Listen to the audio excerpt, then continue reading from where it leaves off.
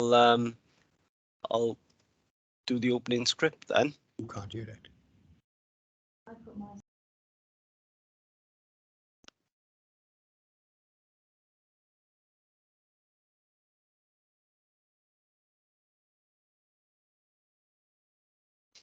Okay, can I welcome all members and officers to this meeting of the Governance and Audit Committee. First of all, I should introduce myself. My name is Andrew Rees, Democratic Services Officer. This meeting of the Governance and Audit Committee is being held remotely due to health and safety reasons. The meeting is being recorded and will be available via the Council's website to be viewed as soon as practicable following the meeting. Everyone participating in the meeting will be accessing this meeting from remote locations. Please could everybody ensure that mobile phones are switched off or to silent mode. Members will have received an electronic copy of the agenda and officers will be asked to present a summary of the key points. For the record, the agenda can be viewed on the Council's website. Members and officers will be speaking at various points during the meeting and those speaking may switch their cameras on at that point, and with the exception of the chairperson, at all other times you should keep your cameras and microphones switched off, as this will help to minimize any background noise and interference and to ensure that the connection remains as stable as possible.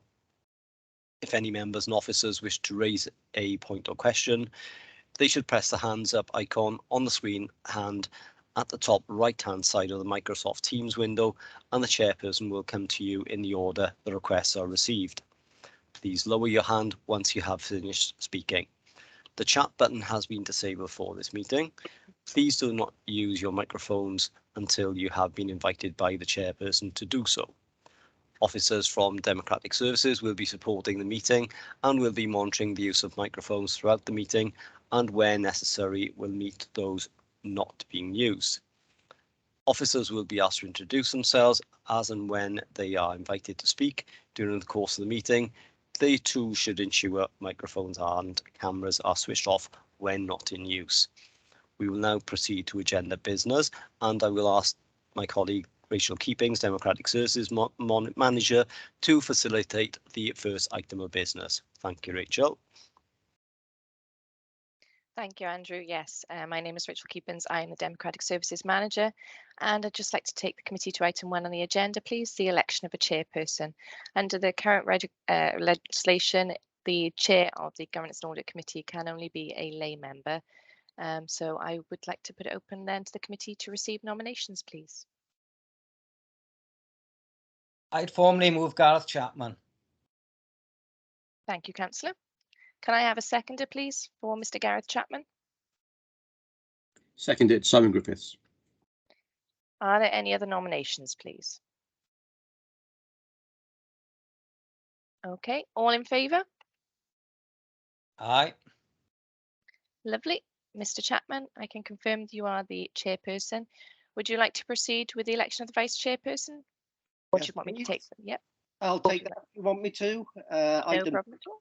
That's all right, thanks. Thank you, members, for your support. If we move on to item 2, which is the election of vice chair person, can I have some nominations, please? Just to confirm, Mr. Chapman, the vice chairperson can be a lay member or a councillor. Yes, I understand that. Thank you. I would suggest Mr. Andrew Bagley as a nomination. Yeah, I'm happy to stand, Gareth. We talked about earlier. So Chair, can I just say you can't move from the chair. It has to be from the committee. Carry on. I'm happy to stand, so that's if somebody, Andrew, nominates you. Yep. Susan, are you nominating? I will, yes, certainly. Have you done you, Gareth, or are we all nominating you? No, we've done me. You've done you, right? I nominate Andrew then as vice chair. That's lovely. Is there a seconder, please? I'm happy to second. My hand is raised. Thank you, Councillor Williams. Are there any other nominations? Chair, I'd like to move Susan Davis, please. Is there a seconder? I'll second that, Simon Griffiths. So we have a Are you happy to accept the nomination, Susan? Yes. For what is that? For vice chair? Yeah. Vice chair? Yes, of course. Of course I am. Yes, of course I am. Okay. Now, I need some support here because I've not done where we have two people nominated on a Teams meeting before. That's okay, Chair. We can go to the vote. Basically, I'll read out the names of the committee, and then if each member can go through and say yes or no to the individual. Thank So you. for Vice Chairperson, Mr. Andrew Bagley. I will go to yourself first because it's alphabetical. Yes, I'm happy with Andrew. Sorry, I meant Mr. Andrew Bagley. Oh, right. Sorry. I don't You think I can- can. You are allowed vote to for vote for myself. yourself. Yes, you are allowed to. Yep. I'll vote for Susan. It makes sense. Okay, no problem. Mr. Beodun Olaransila. Yeah, thank you. I go with Andrew. Thank you. Andrew. Mr. Councillor Alan Wathen. I believe Councillor Wathen isn't in attendance. I believe he's away on holiday. Apologies. Councillor Alex Williams. Andrew Bagley, please. Thank you. Councillor Colin Davis. Sue Davis, please. Thank you. Councillor Della Hughes. Andrew Bagley, please. Thank you. Councillor Martin Hughes. Susan Davis, please. Thank you. Councillor Richard Granville. Susan Davis, please. Thank you. Councillor Simon Griffiths. Susan Davis, please. Councillor Stephen Bledsoe. Andrew Bagley, please. Thank you. Mr. Gareth Chapman. Andrew Bagley.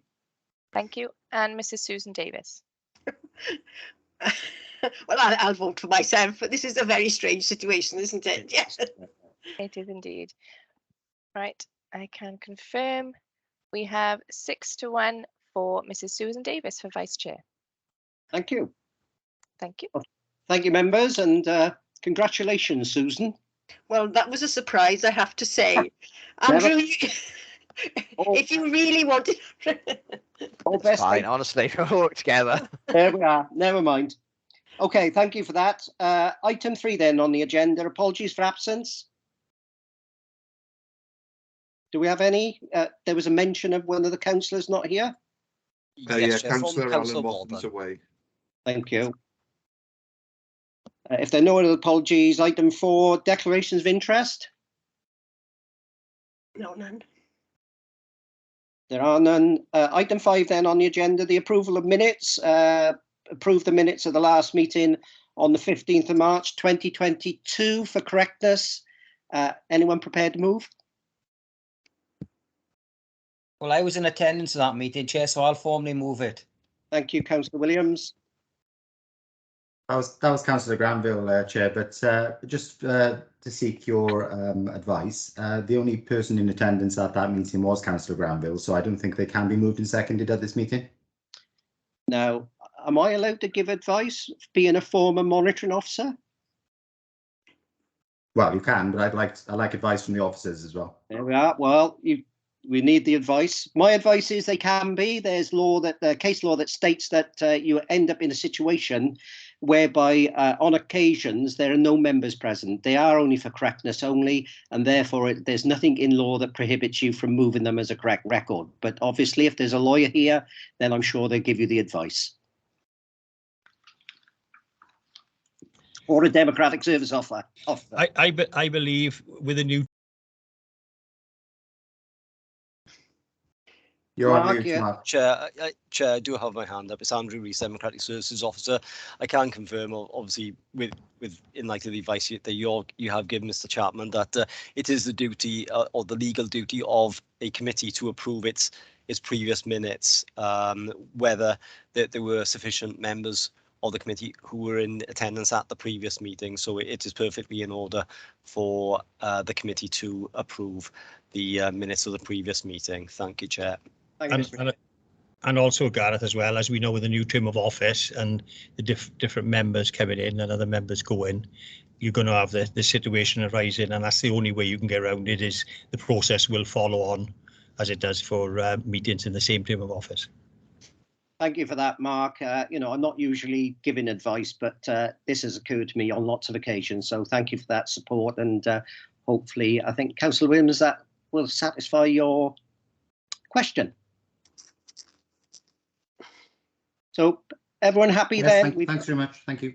That's okay. We have a mover and a seconder. Everyone in favour of the minutes being a correct record? Aye. Thank you. Aye. Anyone against? Thank you. Item 6, Governance and Audit Committee Action Record.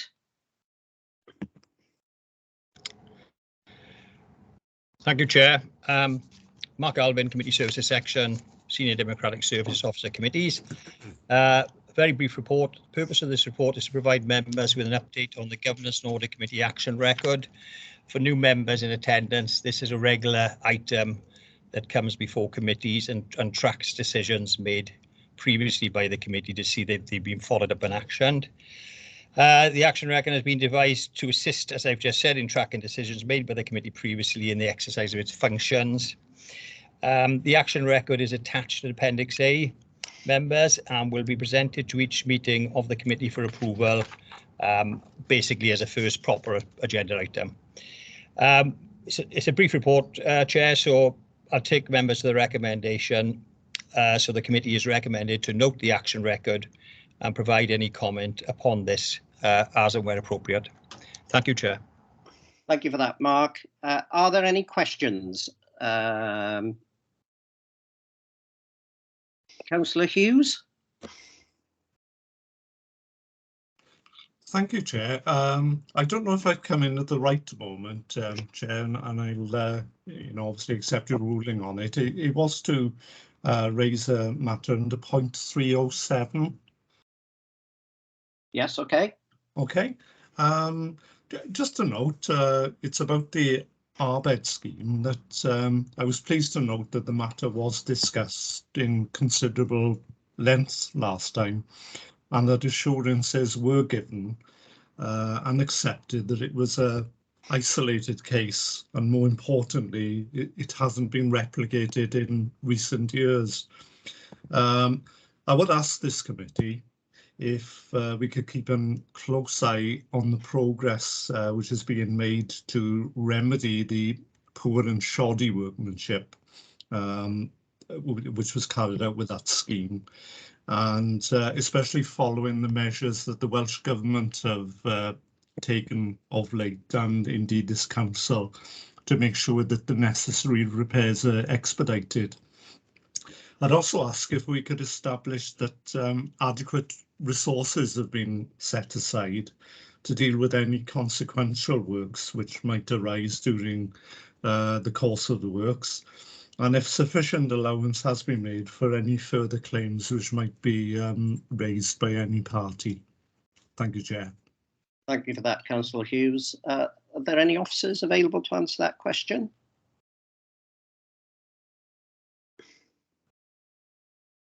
Mark? Good afternoon, members. Mark Thomas, Head of the Regional Internal Audit Service. I haven't got so much an answer, Chair, but just to point out, I'm not sure in terms of what other monitoring will be taking place across the authority in relation to work that's been undertaken to rectify issues and caused by the work undertaken through the RBED scheme. So whether there'll be reports to Cabinet or to a relevant scrutiny committee, for example. So I just wanted to flag that up, but I'm not sure what's in place, or that it may be better for reports to be going to the relevant scrutiny committee, but that's a matter for members to determine. I think, Mark, thank you for that comment. I think out of this committee, given that there was a report to the previous Governance and Audit Committee, that those questions should actually be referred back to the scrutiny committee, who I would hope are monitoring this event, and obviously a matter then for the executive to take a decision upon. I don't think it's for us to get into the nuts and bolts of it. Clearly, there's been an issue raised by yourselves and by Audit Wales, but I would have thought if we just note some concern and possibly ask the scrutiny committee who's dealing with it to, keep a weathered eye on it and to raise any issues with it should they arise in the future. Councillor Williams?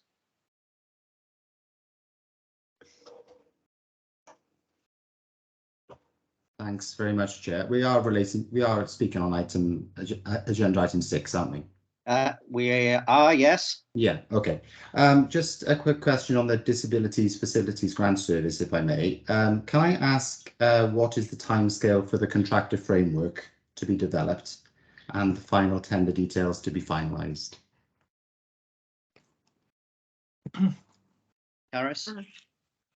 I would say I can come in on that. Thank you, Chair. Just for the sake of the recording, I'm Caris Lord. I'm the Chief Officer for Finance, Performance and Change. In relation to your question, Councillor Williams, we're currently finalising now to go out for the procurement process for the framework, as you say, for that particular service area. We hope to be going out very soon on that, and we aim to get the new service up and running as soon as we can after that procurement process is complete. That's great. Thank you very much, Caris. Thank you. Okay. Thank you, Caris. Are there any other questions? Can I just ask a quick question in regards to the action record? I think it's item 6, which relates to the schools complaints issue that was written in the March committee. Is there any reason why it didn't come to this committee and has been put off now till September, given that we've also got a committee in July?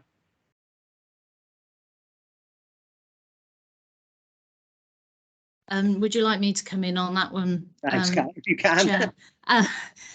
The chronology of this was actually that the Governance and Audit Committee in March, as was planned, was actually cancelled, and an urgent one went in on an earlier date. Therefore, we were unable to get that scheduled in onto that agenda. There's no particular reason that it's been put back until September, as far as I'm aware, other than we have quite a hefty agenda in July because all of the financial accounts and the governance statement are coming through this committee. My understanding is that's the only reason it's been put back to September. Okay, well, I'm happy with that as long as no other members have got a burning issue with it. Clearly, I've got Councillor Griffiths who has got a comment. Sorry, I'm just a bit premature. This is for the second. This is after you finish this point. Okay, thanks, Councillor Griffiths. Councillor Davis. Yeah, thanks, Chair. Just to come in on the school complaints issue. So, my sins, I sit as a governor on a local primary school in Mice-Hyle, where we've discussed this on a couple of occasions recently. So I'd suggest that we can ask for clarification on this issue. But my understanding is that the schools have various policy working groups going on. One of them was looking at complaints. They weren't happy with BCBC's proposed complaints policy and went to an outside body to look for advice on this. My understanding is that that working group, schools working group, mainly head teachers, wrote to the council and asked for clarification on their proposals. They didn't get a reply. That's my understanding. As I say, I think it just needs to be clarified. They didn't get a reply, so they're proceeding with their own version of a school complaints policy. It differs slightly, but to them, quite significantly from the one proposed by the authority. So I just think it could be useful if that was checked out. Thanks, Chair. Yeah, thanks, Councillor Davis. Obviously, I was going to ask Caris if, given your comments there, that they can be picked up by the relevant director and the report that comes to us in September deals with it all in the round, so that we're sort of not being, we're just not being told one story. So we get a whole picture. Certainly, I'm happy to do that, Chair. Unfortunately, Councillor Davis, I can't give you an answer to that question. But certainly, as the Chair has requested, we can bring all of that together in a return report in September, if that's okay. Yeah, that's fine. Thanks, Caris. Okay. That's great. Caris, the only other issue is I don't know, and I'm not sure now because I'm out of touch. Do school governors have to declare an interest in these issues where they speak specifically on them, or are they given a general dispensation? I'd have to ask my colleagues in Democratic Services actually to answer that one if they can. Hi, Caris. Excuse me, I've got an awful cough today. In relation to if it's specifically relating to the item, I would say that yes, just declare a personal interest just to cover yourselves, definitely. Yeah. Thank you. Okay. So I note that Councillor Davis presumably would have declared an interest there because he mentioned he was a school governor, and I hope that that would clarify the matters. I don't know whether there's anyone else who just wants to declare that interest. Councillor. It wouldn't necessarily be any issue for today because you're not actually discussing the item. No, So I would exactly. say when the item obviously comes up, he needs Exactly. to declare. Yes. Thank you. Councillor Beltso. Yeah, I was just about to declare that I was the governor at Penybon Primary, but given that we're not discussing it, then I'll keep that for when we do discuss it. Thank you. Thank you. Thank you very much. Councillor Davis again. Yeah, just to say, fair cop. I didn't think of that, to be honest. So thanks for that guidance from all involved. And yeah, as Stephen said, we'll make sure we do it right next time. Thanks. Thank you, Councillor Davis. I assume, Councillor Beltso, your hand's still up. It needs to come down. Unless you've got another comment. Thank you. If there are no other questions, any comments? Oh, here we go. Councillor Beltso again. Oh, no, Councillor Griffiths. Yes, I note that there's a target date of July 2022 for the safeguarding actions. I wonder whether it's to be brought to committee on 2022, but I don't note that on the agenda for today. So I wonder why that's not on the agenda. Karis, you able to deal with that? Sorry, I don't have an answer to that, Chair. We can certainly look at the agenda for the July meeting to see whether or not that's when it could come back to that point, if Okay. that would help. Yeah, I thank Councillor Griffiths for that. I was going to pick something up about safeguarding when you come to your risk report as well, because there's an issue there I think we need to address. But thanks for dealing with that.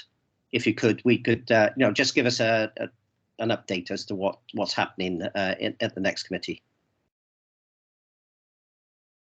Thank you. Are there any other questions? Any comments? You see the recommendation before you. Someone prepared to move? I'll move. Simon Griffiths. Thank you, Councillor Griffiths. Someone prepared second? Second, yeah. Thank you. All in favour? Aye. Aye. Aye. Anyone against? Nope, that matter's carried. Thank you very much. Next item is item 7, which is the Audit Wales Governance and Committee report. Samantha, you taking this? I am, thank you, Chair. So I think it's probably worth my while giving some introductions, with this being my first committee with obviously quite a few new committee members. So obviously Samantha Clements, I'm the performance audit lead for Bridgend. So that means basically I'm responsible for the coordination and delivery of the performance audit work programme. So we have 3 papers today. The first one being the Audit Wales work programme and timetable.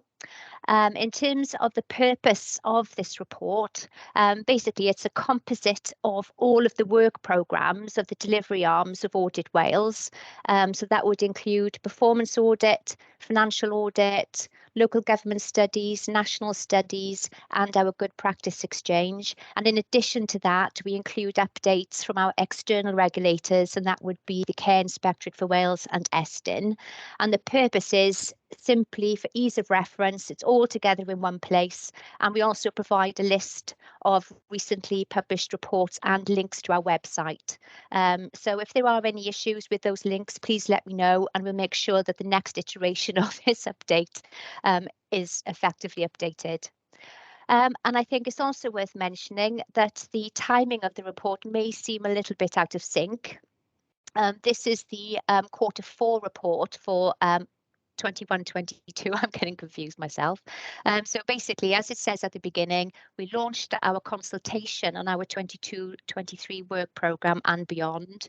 That's happened in early March. So at the point of this update, we hadn't received the responses to that consultation. So this particular update does not include the 22-23 work programme, but that is reflected in the next paper, which is our audit plan for 22-23, and we'll discuss that next. So I think it's probably a good time to invite my colleague from Financial Audit to talk through the Financial Audit work programme. Thank you. Hi, Thank good you, afternoon, Chair. everyone. Hi, Thank Rachel. you, Chair. Thanks, Sam. Yes, so just by way of introduction, because I think it's my first Governance and Audit Committee at Bridgend as well. My name is Rachel Freitag, and I am the Financial Audit Manager for Audit Wales, responsible for delivering the financial audit side of our audit work at Audit Wales. So just to talk to the financial audit section of the work programme update, I think the first item on there is our Grants 2021 work. Just since the time of writing, we have actually completed that work. I think at the time of writing, we were waiting for 1 or 2 bits of evidence to come in. Those have come in now and have been completed. So it's just a little bit of tidying up and admin on our side, but it's all done and dusted, the grants work from 2021. And then on to this sort of the 21-22 accounts work. We're due to get a draft of the financial statements within the next week or so to commence the audit thereafter and report our findings at the Governance and Audit Committee in September. I'll provide more detail sort of on the risks around that audit and give a bit more detail in the next item in the audit plan. And alongside the audit of the main account, we do also complete the audit of the Harbour Authority and the crematorium. These are short pieces of work that we just do alongside the main accounts work. I don't have anything else really to add. It sort of does what it says on the tin, I suppose, this report. So I'll hand back over to Sam now. Thank you. Thank you, Chair. Thank you, Rachel.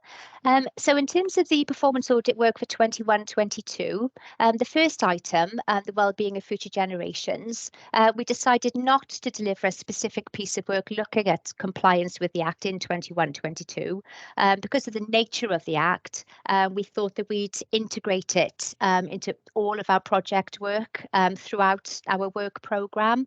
So hence, there's no specific piece of work listed in the update there. The improvement reporting audit, this was a certificate that we issued last November stating that the Auditor General was satisfied with the discharge of the duty to publish the assessment of performance.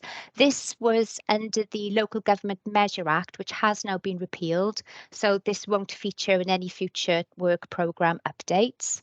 And the next item, the assurance and risk assessment, this is an ongoing piece of work that we do every year. We collate all sorts of information from our direct liaison with the council, with external regulators, information from all of the different delivery arms within Audit Wales, and also a constant review and update from the council's committee papers and website. That then culminates in a presentation that we presented to Corporate Management Board in February, and the purpose of that conversation is to have that dialogue to inform the development of our following year's work programme. The one thing that's different this year, we do intend to bring a report summarising the outputs from that presentation to this committee. We can't really do that until we've completely finished this work programme. So we anticipate, we have the date there to be confirmed, but we anticipate presenting probably to the committee in September. So moving on, springing forward, this particular. Sorry. Can I just ask a question? Clearly, yes. you may want us to wait to the very end.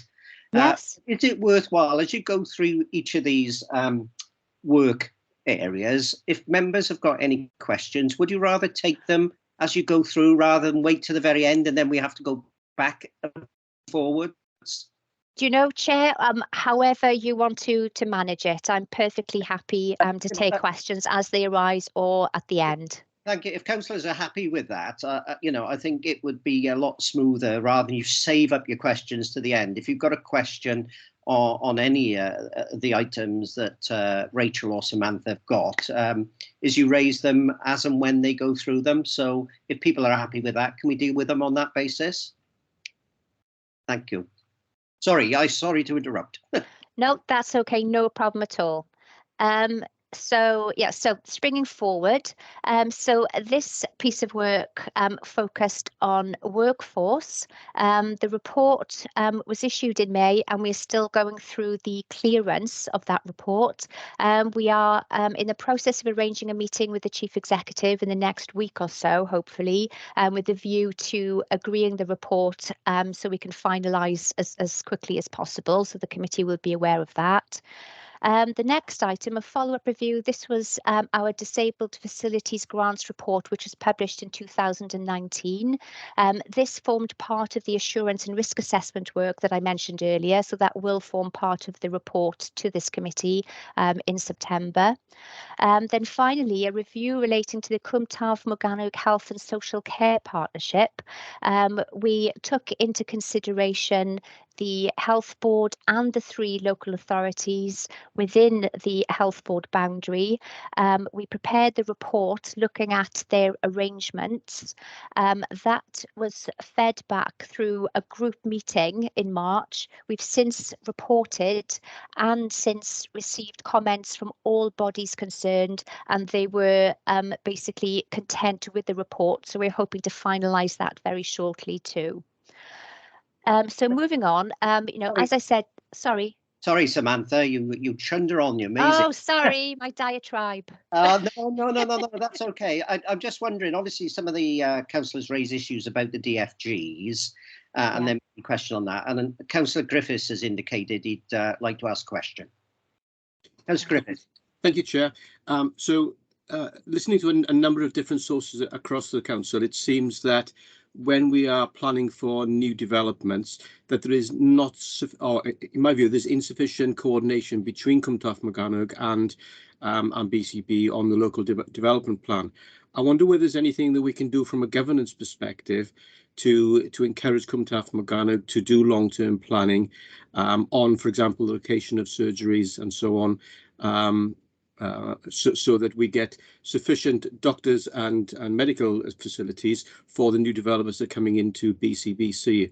So I'm trying to join up 2 different threads here, which is the planning side, which I also am part of, and also this from a governance perspective. That could be a governance governance thing that we could monitor, is whether we have sufficient collaboration with that as an external agency. Okay.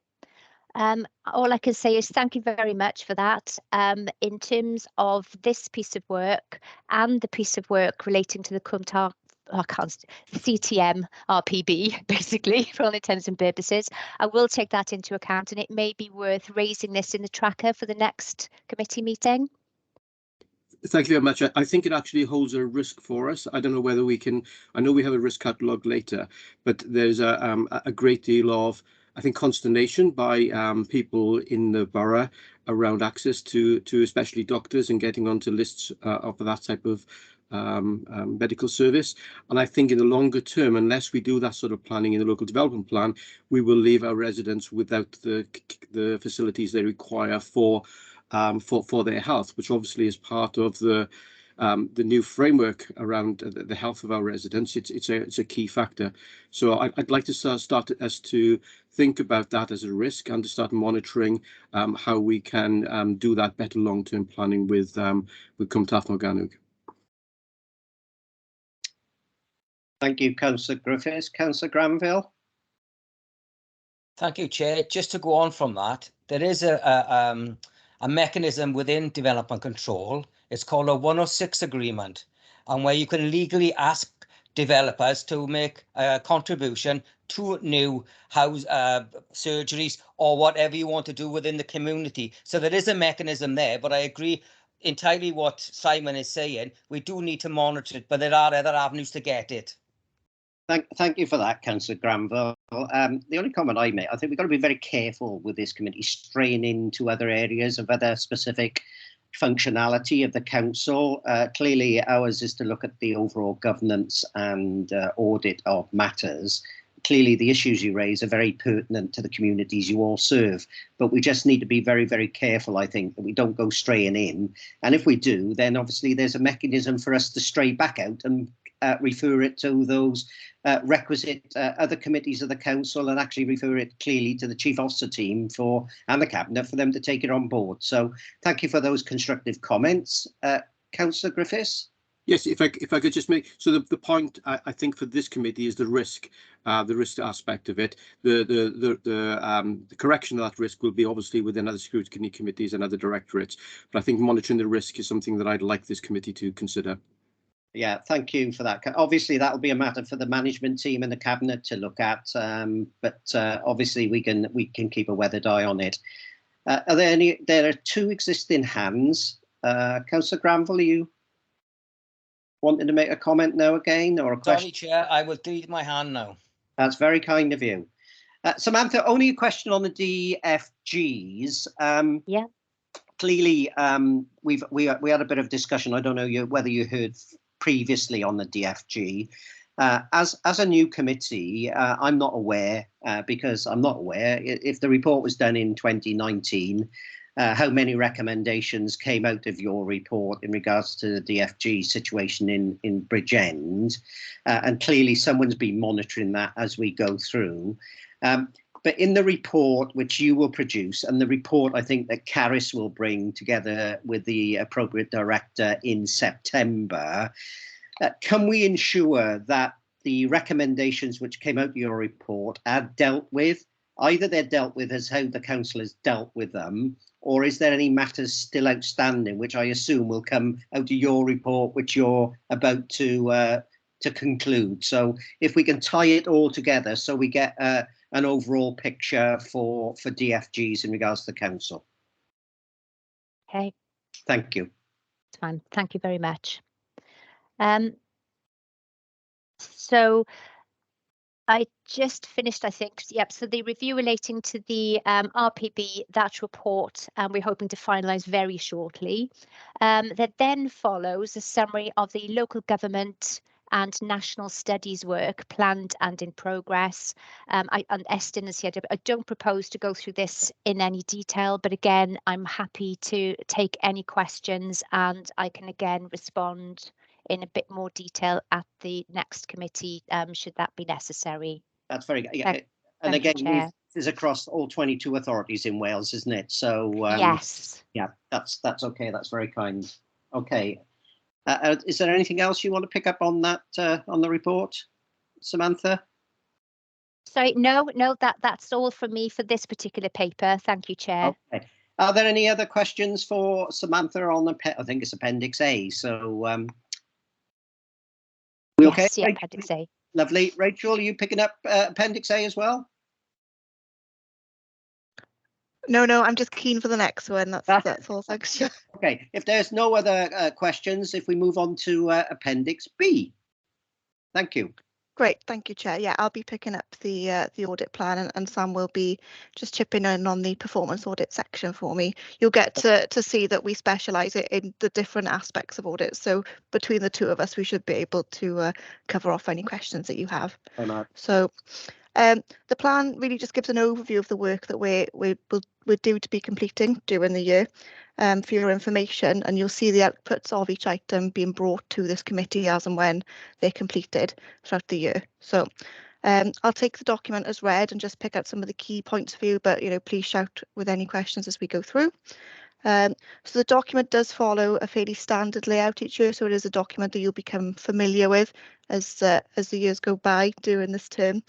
It starts off covering the Auditor General's powers and duties before coming on to financial audit, which was the initial bit I was going to sort of focus in on. So I'd firstly like to highlight that we don't seek absolute assurance as part of our audit. We audit to ensure that the accounts aren't materially misstated, which is the level of error at which we deem the readers of the accounts to be misled about the authority's financial position. So for planning purposes, this level's been around 4.5 million. But we'll confirm that level once we receive the draft accounts, as the calculation is based on a figure in the accounts. I'll then move on to the risks that we've identified through our planning work. So the first financial statement risk is a risk that's present at all entities, so you're not unique in this respect at all. And it's the non-rebuttable risk per the international auditing standards that management could override the financial controls of an organisation, resulting in material misstatement. So we do complete specific testing, such as reviewing journal entries that have been manually posted to mitigate this risk. I'm not aware of anything coming out of this this area in previous years, but it is a non-rebuttable risk that we have to consider each year. Secondly, as I'm sure we're all aware, Welsh Government have been providing significant funding to local authorities during the COVID-19 pandemic. So some of this grant funding should be accounted for on a principal basis and feature in the authority's income and expenditure, where it's directly funding the council's expenditure or making up for lost income. The other grant funding was passed straight on to third parties, such as the business rate relief grants. So as this isn't strictly the authority's expenditure, it should be disclosed on an agency basis only and not hit the authority's income and expenditure. So there's just a risk there that those are misclassified. So we need to unpick that and make sure everything's disclosed in the right place and correctly. And the final risk really, I think, is going to be the big ticket item across all audited bodies this year. As I'm sure you're aware, property prices have been increasing significantly over recent months, and the authority is not immune to this. So Bridgend Council revalue all of their assets on a 3-year rolling programme, and this is allowable by the SIPFA Local Government Code of Accounting.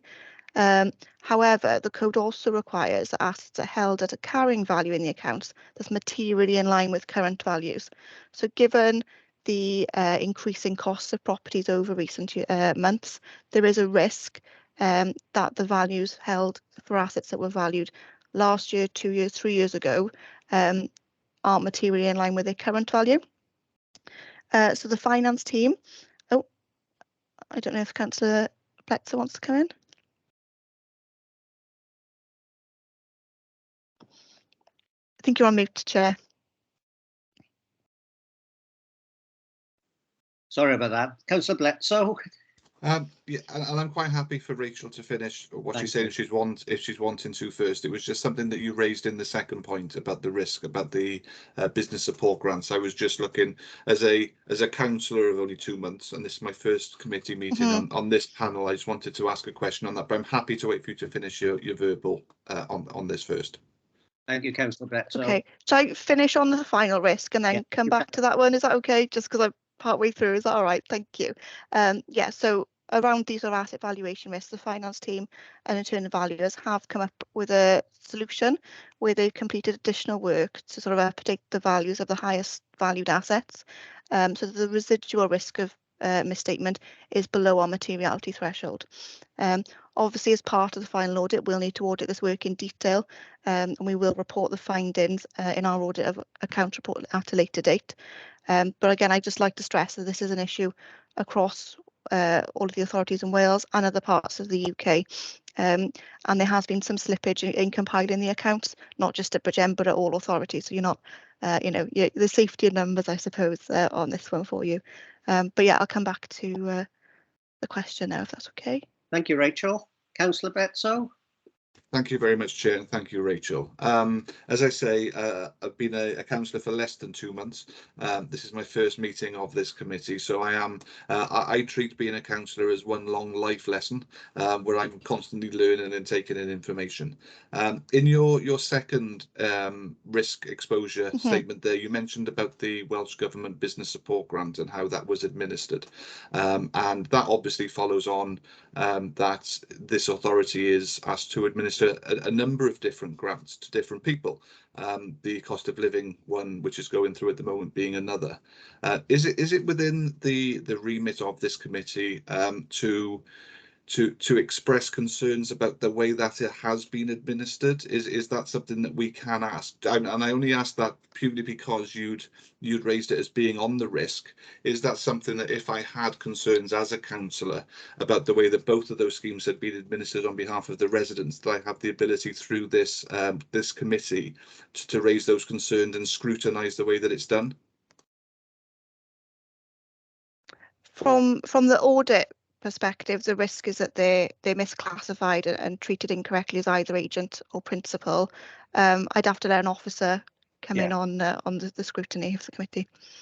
Caris, can you assist there? Because I would have thought that Councillor Bledsow's got a different avenue to go through if there's we're here to look at, as Rachel said, whether they've been misplaced into the accounts or missed whatever done there. But clearly the issues Councillor Bledsow raised should be addressed through another committee. I would pose an opinion, but can you clarify?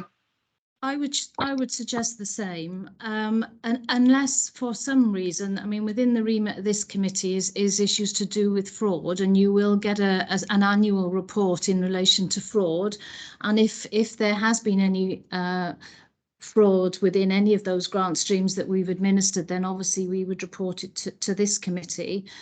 With regards to any of the others, I would suggest it does go to one of the other scrutiny committees. Certainly it could be asked for and within one of those committees with regards to a review of how we've administered any of those grants. That's fine, and thank you for that. You'll find with me, if I've got a question, I'll usually ask it, sometimes looking stupid, but I'll always ask just to know where I am. Thank you.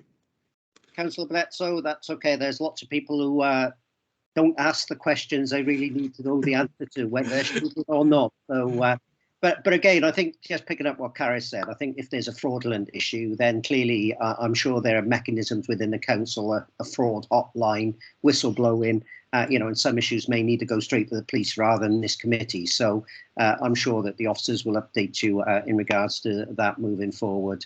That's fine, and my concerns aren't based on that aspect. It was a different aspect, so it will be a different committee. So it's been very clear. Thank you. Thank you. Mark? Just add to the discussion, really. Obviously, if there is specific concerns, to raise that with relevant officers, possibly in the first instance, or myself as head of internal audit. It depends what the matter is, really, in terms of gaining assurance initially from officers. But if you're still unhappy, then it could be taken to a committee. It depends what it is, but there's a number of avenues, as the chair has outlined and Caris has mentioned as well. Thank you. Thank you, Mark. Are there any other questions for councillors? Rachel, can I just ask one about the asset valuations? Clearly, yes. In the current climate, property valuations and values are going up through the roof. Certainly in some areas, they're not necessarily as fast in other areas. However, in regards to a local authority, my understanding is their assets also include all the roads within their ownership, etc., etc. And whilst there may be an increase in property value, in regards to highway networks and that, there's a decrease because obviously the liability in regards to maintenance, potholes, etc., etc. So will you be looking at that as well? So, in some respects, one will balance out the other. If there's no funding to repair highways, then there's a liability and there's a detriment, and what comes with that are claims, etc. So will you be looking at in the round? So each sort of classification of assets, if you like, is valued on a different basis. So schools are valued on a different basis to office premises, to roads, for example.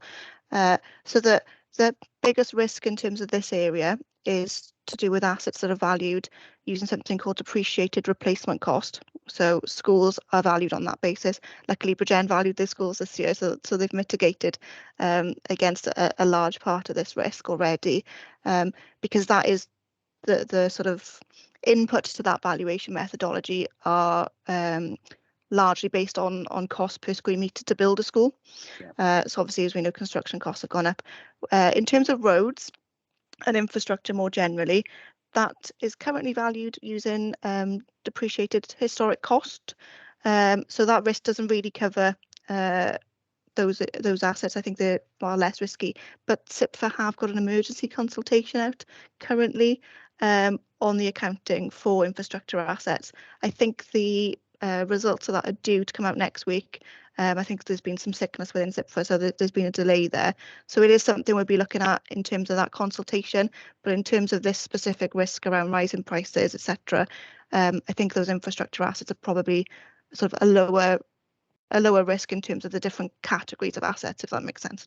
That's very kind. Thank you, Rachel. Are there any other questions for Rachel or Samantha on this appendix?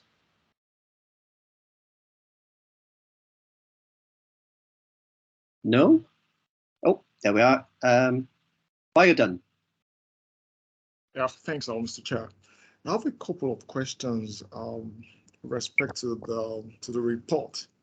So, number one, I wanted to ask, and I'm sure you'll pardon me if I ask the wrong question as well. Is there a timeline for Well-being of Future Generation Act 2015 review? Because I noted somewhere that it hasn't been reviewed. That's one. Yeah, can I just come in? We are going to run through the rest of the report. I just wanted to pause for questions on those risks. I don't know whether Sam's potentially going to pick that up as part of the performance section now. Yes, I can pick that up.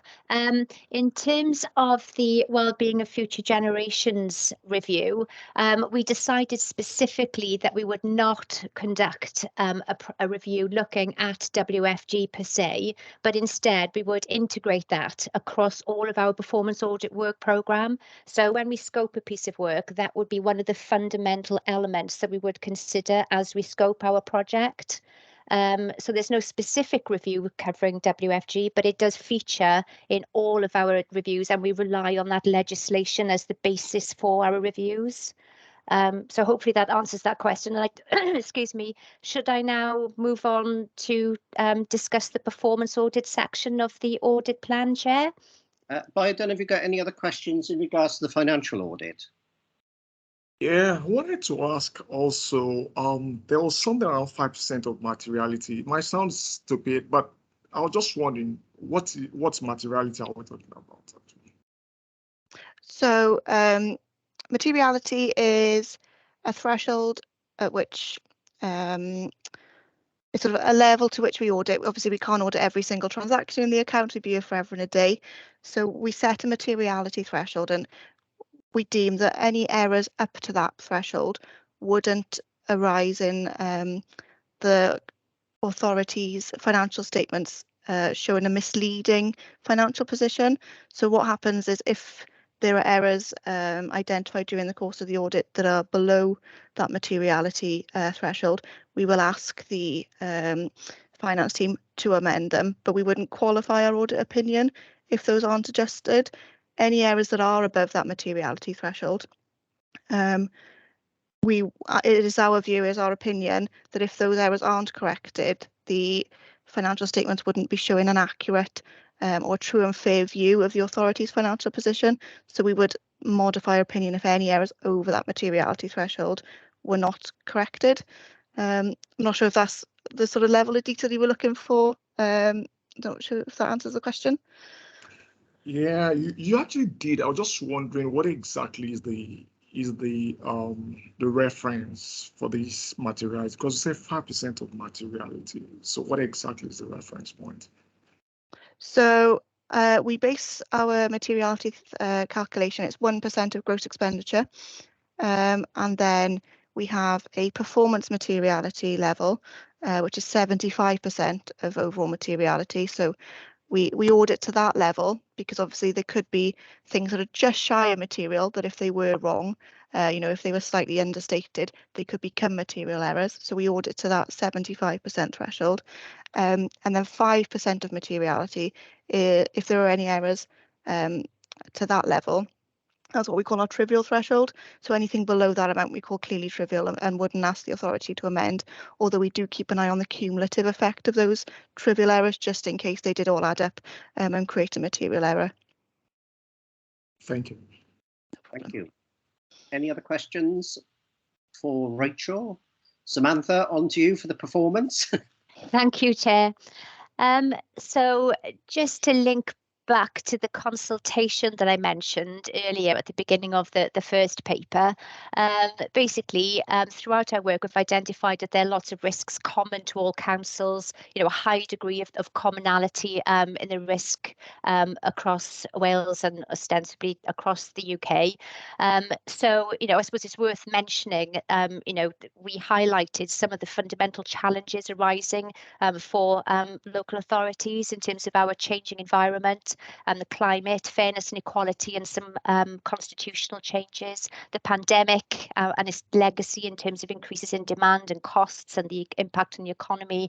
And then I suppose in response to that, some of these emerging examples of transformation of service deliveries across the public sector. So with that in mind, if I can draw your attention then to Exhibit 2, the Performance Audit Programme 22-23, the Assurance and Risk Assessment Review is looking specifically at, and this is across Wales, the financial position of local authorities. This is a programme of work. We've been interested in this from obviously a financial risk perspective, but also in terms of as a thematic to identify areas of challenge and concern for local authorities post austerity and now with the legacy of the pandemic. Then similarly, the capital programme review in terms of capital programme management, and this is around the impact of some of the supply chain issues and again accelerating costs and the impact of that in terms of financial forecasting, for example, and then use of performance information, and this time with a focus on service user feedback and outcomes. And the governance theme, obviously now we have a new administration, a refresh of wellbeing objectives in the autumn, so we will take a view in terms of the council's approach to setting those objectives. Then thematic review of unscheduled care. We did publish a report on the 21st of April on unscheduled care, and basically the key finding from that is that we recognise that this is a system under real pressure. So this review hasn't been scoped yet, but it is something that we will be undertaking across Wales, and this will happen later in the year. The second thematic review, it says to be confirmed. I can update you. The results of the consultation were very much focused on digital. So again, this hasn't been scoped, but I know that we're interested in how well authorities are harnessing, opportunities for technology to improve services and access to services, and again to improve the use of data. But again, that we're expecting to deliver that sometime this autumn. The local project, we've agreed to look at performance management arrangements in the council, and specifically around how well those arrangements support the council in terms of assessing its performance, of achieving its priorities, and supporting it to make informed decisions. So that's all I wanted to say on the performance work programme. Were there any questions for me, Chair? Councillor Griffiths. Yes, just a question on the timescales for that local project of the reviewing of the performance management. There's no data associated with that yet, I guess. No, this is a local project, and we've been liaising with the council in terms of scoping, and we have just sent a draft project brief for the council to comment on before we start work. But we are hoping to deliver this summer, July, August, September time. Okay, thank you very much. Thank you. Thank you.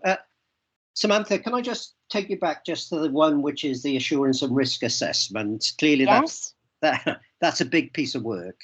Do you know when you'll be finalising that across all the authorities, and when will we know the outcome and the conclusions? Is it going to be sort of 2023 or is it going to be late 22? Yes, this is a piece of work we conduct every year, as in that ongoing exercise, in terms of the assurance and risk assessment. And then as a result of that exercise, we determine some specific areas to take a sort of high level view upon across Wales. So the idea is that and again, I think I said in the first work programme update, we will be providing this committee with a report, a product from this exercise in September of this year relating to last year's work programme, and we will do something similar next year. Okay, thank you very much for that, Samantha. Okay. Any other questions on the performance audit? Right, next. Sorry, Chair. I just wanted to say that I think there's more that Rachel wanted to pick up on. Carry on, Rachel. In terms of grants. Yeah, it was Sorry. just very briefly, just to cover off the last couple of bits of the plan. Yeah, just to touch briefly on our grants work. So that that happens every year. Grant certification work. We generally look at housing benefit, non-domestic rates, and teachers' pensions. And this work follows after the main accounts audit work in the autumn. And then I was going to just come on to the next section then on our fees.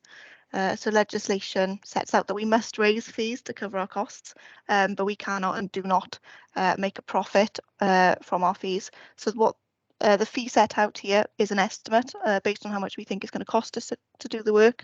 If it costs us more or less to complete the work, we'll either raise additional fees or issue refunds. We do consult on our fee rates each year. I think the next is due in August. And following our last consultation, our fee rates have increased on average by 3.7%. This was due to two main drivers. So we had maintained our fee rates since 2016, and obviously I'm sure you're all aware that there's been increasing costs over the last few years, and it just wasn't sustainable to maintain our rates at those 2016 levels. But also there's a sort of increased scrutiny on quality within the audit profession. So we have invested in a couple of roles internally, sort of dedicated to quality within our audits and making sure that we're staying on top of the sort of increased and more robust quality standards. I'm sure you're all aware of things like Carillion and Patisserie Valerie. Where we're the auditors, we don't want to be in that sort of situation. However, the estimated fee for Bridgend this year is only an increase of 0.4%. This is because we did some additional grants work last year on some coastal erosion grants. That's not anticipated this year, so that's kind of offset that 3.7% figure that you might have seen coming out of our fee consultation. And then finally, just the plan does provide details of the team and contact information, as well as sort of an indicative timetable. I should note that since the time of writing, there has been some delay in providing the draft financial statements as a result of those asset valuation, the additional work there. So I think we're due to bring our audit of accounts report in the September audit committee rather than July. I think it would have been a very tight turnaround to bring it to the July audit committee. So I think we decided to make the call that it wasn't worth killing ourselves and making sure that that quality is maintained. And again, it's not just Bridgend who's seeing slippage in accounts preparation. It is across the local government sector.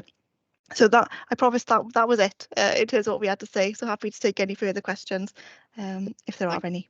Yeah, thank you, Rachel. It's very kind, and Samantha. Are there any other questions from members?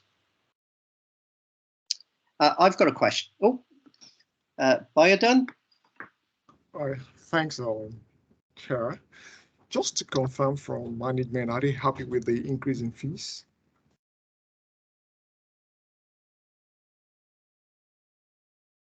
I think that's one for Carith, probably.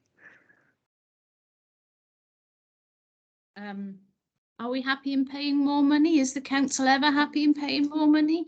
But I think the reality is, as Rachel said, the audit fees haven't gone up for a number of years. They've been fixed, and also because of some work that they did last year and they're not doing going forward into this year, the actual increase in the amount that we pay is actually quite small.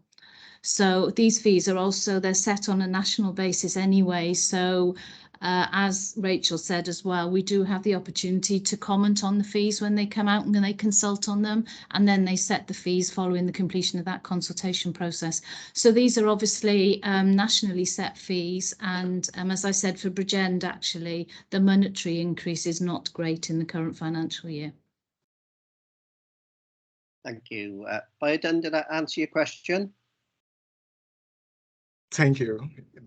Thank you. Yeah.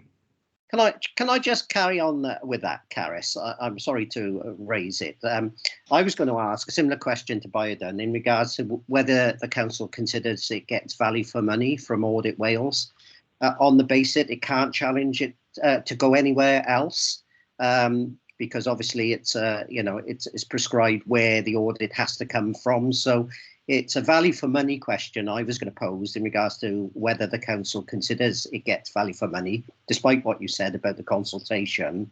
And the second question I was going to suggest is, if all the work isn't done, or there's not the required amount of work to be done for the Bridgend audit, will Audit Rails refund any of the fee? I could come in on that last bit quickly. Yes, we can only cover our costs. So if we don't do the work, we can't raise the fee. Thank you. Gareth? I think in the first question you asked, that's quite a difficult question to answer, isn't it? But I think it's fair to say that there's a good dialogue between Bridgend Council and Audit Wales when they're looking at particularly some of the performance audits that Sam has talked about this afternoon, to make sure that it's of benefit to the council, so that the output of that work is something that we can use to actually improve our services.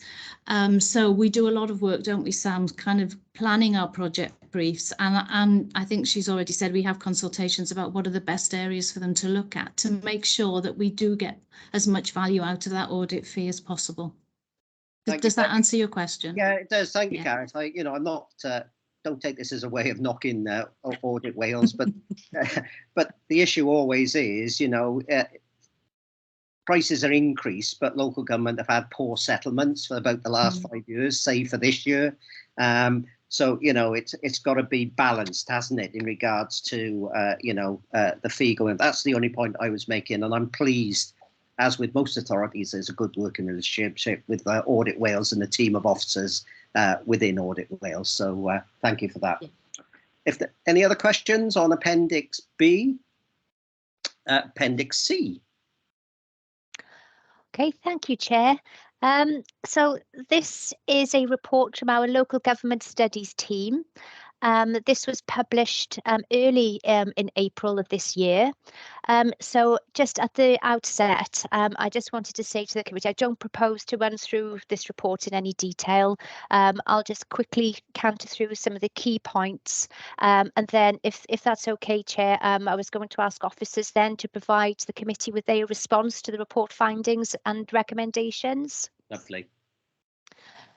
So basically, the report is looking at how direct payments are helping people to live independently. The report summarises some of the key characteristics that we would look for in terms of how local authorities would ideally promote, manage and deliver direct payments. In terms of some of the context, again, the report does summarise this. The scale of the spend in Wales, for example, in 2021 on social services in local authorities was 2.29 billion on social services and all social services. And 3.5% of that was spent, that's 79.5 million, was spent on direct payments for adults. So in terms of our key findings, we found that direct payments are highly valued. Those people surveyed acknowledged that the direct payments were assisting them to remain independent. Then I suppose the downside, managing and supporting people to use those payments did vary widely across Wales, resulting in some service users and some carers receiving different standards of service. So the report, the report makes 10 recommendations, and this was for both Welsh Government and local authorities. And I've been told that the Welsh Government have accepted the report in full, and they're planning, I don't know if it's already started, but they're planning to work with local authorities to deliver some of the most critical improvements where they are leading on those matters. But in terms of the recommendations, the key points raised from the recommendations were how to improve even promotion and awareness of direct payments to encourage their use, so more people have the opportunity to use them, to address those inconsistencies, in terms of the delivery and management of the payments, so people aren't missing out, and generally then overhauling the quality of management information, simply to demonstrate the positive impact and the value for money from direct payments. So that was a very quick canter through. So is it okay, Chair, if maybe I could take questions or maybe ask officers to respond to the report. No, that's great, Samantha. Hopefully everyone's read the report. So what you've picked up there, people should have read themselves. So hope so. Yeah, so that's really good. I don't know whether Caris is going to come back or whatever as to what is being done with the recommendations. Okay, thank you, Chair. Well, obviously this is a national report, but we always take the Audit Wales report, look at the recommendations and then superimpose them onto BCBC to see whether or not there's anything there that we need to learn. Within Bridgend, some of those functions are split across finance teams and across social care teams. We don't have anybody here, I'm afraid, from social care today, but what I can reassure committee is that we will obviously look at that across the two services and come up with an action plan with regards to the issues raised and monitor progress against it. And I'm sure then if Audit Wales want to have that discussion with us, then obviously we're more than happy to have that dialogue with them with regards to the actions that we'll be taking. Okay, thank you. Are there any questions from members? No, I've got a couple of points which I think you've covered. Clearly, there are 10 recommendations contained in this report, and whilst I appreciate it's a national report, I believe what Caris just said needs to be undertaken in Bridgend. I think they need to go through each of the recommendations, and if it applies, great. If it doesn't, that's okay. But we need to know why it doesn't apply and how the Bridgend County Borough Council are meeting those requirements. I think the other one which you said, which is recommendations, I think it's 7, 8, 9, and 10. They're all coupled with Welsh Government. Now, clearly Welsh Government are going to do whatever they need to do, but it needs to be hand in glove or hand in hand with local government, because Welsh Government doing one thing and then expecting local government to deliver it on another hand, there needs to be a collaborative dialogue here, a bit of joint working or whatever you want to call it, to make sure the people who are supposed to get these direct payments get them on time and in accordance with the law. So I think there's a lot more work to be done here in regards to the action plan, and I'm pleased that Caris has indicated that the County Borough Council will develop an action plan, hopefully in accordance with each of the recommendations. And I would hope then that we as a committee, or once it's gone to the relevant committee of the council or cabinet, that we see the outcome of that. The second question I was going to pose is, it's very easy to lay out this in its starkness. Has Wales, Audit Wales, got any sort of good practice guides? Are there authorities that are dealing with these recommendations in a good way, where other local authorities in Wales could actually learn? Because the reason I ask that is on lots of occasions we've got 22 authorities. There may be 2 doing it superbly well. Doesn't mean you have to accept everything, but you could learn. Whereas if you're not provided any guidance, it's very difficult, and you've got 22 people inventing the same wheel and doing it in different ways. So I'm just wondering if there's any good practice out there in regards to the, in regards to the recommendations, the advertisements, etc., the raising of the profile, which Audit Wales could actually point to for local authorities to get together and have a chat about it and see if they can develop, an all Wales strategy rather than a 22-way strategy. Samantha, you're off. Sorry. Sorry, no, I was just going to say, I completely agree. I'll take this back to the LG Studies team. Nick Selwyn is the manager, and I'll find out what he proposes to do, because in his response to me, he did say that Welsh Government were proposing to work with local authorities, but equally, from our perspective, our experiences and evidence and findings from the work could help signpost. So I'll find out what his plans are in terms of next steps. That's great. If you could sort of bring a report or just a short page just to say, look, this is what Audit Wales can do for local authorities. It's not only Bridgend, but it'll be others who could be exercise. That's very kind. Thank you. Councillor Davis. Thanks, Chair. Yeah, I mean, the issue just raised there, the principle rather than the issue. You could use that as a default question every time you look at a subject in this committee. You know, what can we learn from others? There is good practice out there. The Welsh Government may not bring that together for you. Similarly, Wales Audit may not be able to bring that together for you. But in terms of council officers, go out there, find out what's going on elsewhere. So yeah, I just endorse that way of thinking, really. Thanks. Thanks, Councillor Davis. Okay, are there any other questions? Any comments? I get the recommendation up now. Just bear with me. The recommendation is that we note the Audit Wales Governance and Audit Committee reports at Appendix A, B and C. Someone prepared to move, please? Simon Griffiths, yes, I'll move. Can I have a seconder? Councillor Bledsoe, happy to second. Thank you. Everyone in favour? Aye. Anyone against? No, that's carried. Thank you very much. Samantha? Thank you, Chair. Thank you very much for your input. You are quite welcome to stay if you want. Sometimes I will if that's okay, Chair. Thank you. I know some of your colleagues now and again want to leave, but you're quite welcome, you and Rachel, to stay if you wish to. Thank you. That's great. Thank you, Chair. Thank you very much. Thank you, members. Item 8 is the Corporate Risk Assessment 2022-23. So this is me. Thank you, Chair. Thank you, Karen. So the purpose of this report is to provide committee with an updated corporate risk assessment.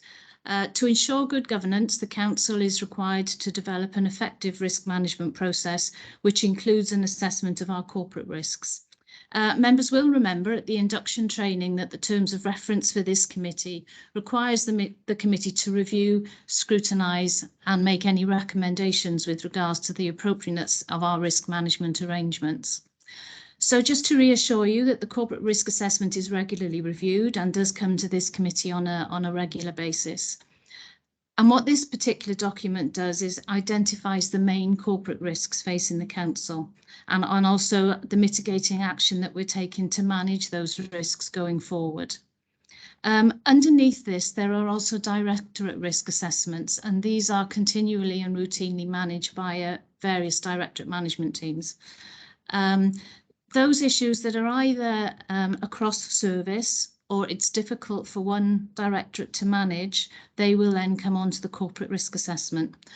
And that links in with the discussion that was going on earlier in this committee about some risks and why they weren't reflected on here. Some issues will be being managed at a directorate level, but every time we review the corporate risk assessment, we do look to make sure that we think it is truly reflecting the corporate risks that the council has.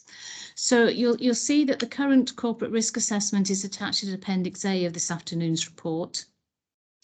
And you'll also see that it does cover a very wide range of issues and also details, as I've already said, the mitigating actions really that are in place to try and manage our exposure to that risk. The other issue in here is that we had an internal audit review done in relation to this particular area of work, and you'll see in the report that they recommended that the incident and near miss reporting procedure, which was in place, be discontinued. That has been discussed by the Corporate Management Board, which supports this view and has agreed that the incident and near miss reporting procedure is discontinued on the understanding that, again, that these things continue to be managed at a directorate level rather than therefore at a corporate level. The one thing I was going to suggest, Chair, is we have brought this report to many previous meetings of this committee. And it can be quite a difficult report for people to get into because there are so many issues on there. And also it can be a bit of a dry subject as well.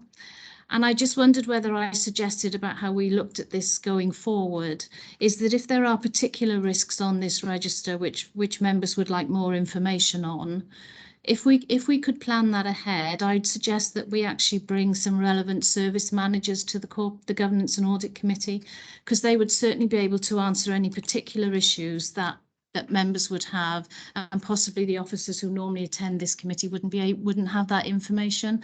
But I just thought that might be a way going forward of us bringing some of these risks alive so that members firstly are fully conversant with what that risk is, but also have the opportunity to challenge, I suppose, whether or not the mitigating actions that we're recording are appropriate and whether they think they are truly managing those risks. So for me, that was a suggestion possibly of how we deal with this report going forward. Sorry, thank you for that. I think that's a very sensible suggestion, Caris. But can I just see what the members' views are at the moment in regards to that suggestion? Councillor Alex Williams. Thanks very much, Chair, and thanks, Caris. I think Caris will be aware of what I'm going to say now. I'd just like to declare a personal interest that I sit on the Corporate Performance Assessment Board as Chair of the Education Scrutiny Committee on Bridgend County Council. So I'm aware of some of the corporate risks which Caris has outlined within her report to this committee today. And on Monday, we held our latest assessment. I think the way in which Caris has suggested that we take this forward is highly appropriate. But with your permission, Chair, can I just make a few general comments on the report? Is that permissible? Yeah. Okay. So I think going forward and to ensure that this report is up to date, perhaps it would be appropriate, please tell me if I'm wrong, Caris, whether the risk scores can be as up to date as possible, because it's a fast moving situation. It's very concerning, isn't it, that we have this cost of living crisis, that inflation is going up and going to, it's predicted to hit 11% by the tail end of the year. The implications that it's going to have on our local authority and the workforce demands which are across all directorates within the local authority, but especially within social services, is a risk which needs to be tackled. And then furthermore, just one question for you, I suppose, is that we are 9 months, I think, since last September, into a new procurement strategy. And I wondered whether you or perhaps a colleague can indicate what actions have been implemented since this procurement strategy had been enacted. Thank you. Williams. Would you, I would say, would you like me to answer those before we move on to any others? Yeah. I think it's an interesting point that you raised, Councillor Williams, about actually our world is moving very, very quickly at the moment. So whereas we have updated this risk assessment since May, things are moving very, very quickly. So I do think your comments around the risk scores are valid. We try to make them as up to date as possible.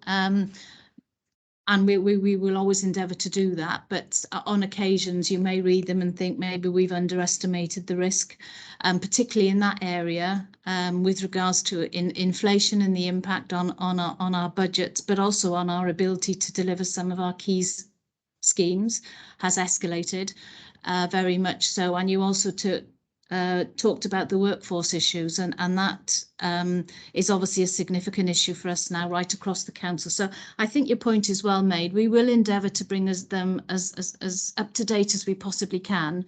But if you think that any of our assessments are way out, then please, raise that, and we're more than happy to go away and have a look at that. In relation to the procurement question that you've raised, I'm not sure that I've got the detail in relation to the progress on that you're asking for at this meeting. However, what I could do, Chair, is certainly get an update from the officers involved, and if you like, send a written response out to members after this meeting. Yeah, that would be useful. And I apologise for bobbing about. My computer's about to run out of battery. But no, I think that would be useful. But I think it may also be useful that you refer that question from Councillor Williams to the requisite committee as well, whether it's the scrutiny committee or whatever, to ensure that that assurance and review is ongoing. Yeah, certainly. Thank you. Councillor Elslow. Yeah, just Caris sought thoughts of the committee into her proposal. Just very quickly, I would support the way that it was proposed, Caris. I think it's, in my opinion, a very sensible way of moving forward, and I would support that proposal. Thank you. Councillor Granville. Oh, you just move, Councillor Granville. I am. Sorry, Chair. Yeah, I agree with Clarice. Absolutely. It's the way forward for this committee, Chair. I think if we have appropriate officers here, we can ask for specific questions and we get the answers at the same time, not going away from this meeting and then coming back to the following meeting with answers. If we got them there, we can deal with it there. And it's a good idea, Clarice. I 100% behind you. Thank you, Councillor Granville. Councillor Davis.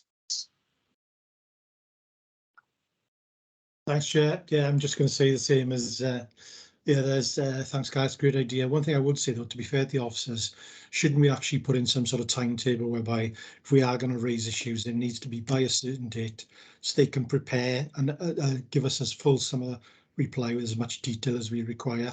So whether it's a fortnight before or whatever, I'll leave that up to you and the team to manage that. But to be fair to the officers, just give them our timetables, they're fully aware and there's no surprises. Thanks. Thank you, Councillor Davis. Councillor Griffiths. Thank you, Chair. Yes, also agree with your suggestion, Caris. I think that's a good way to go forward. My question would be on the actions themselves within each of the risk categories.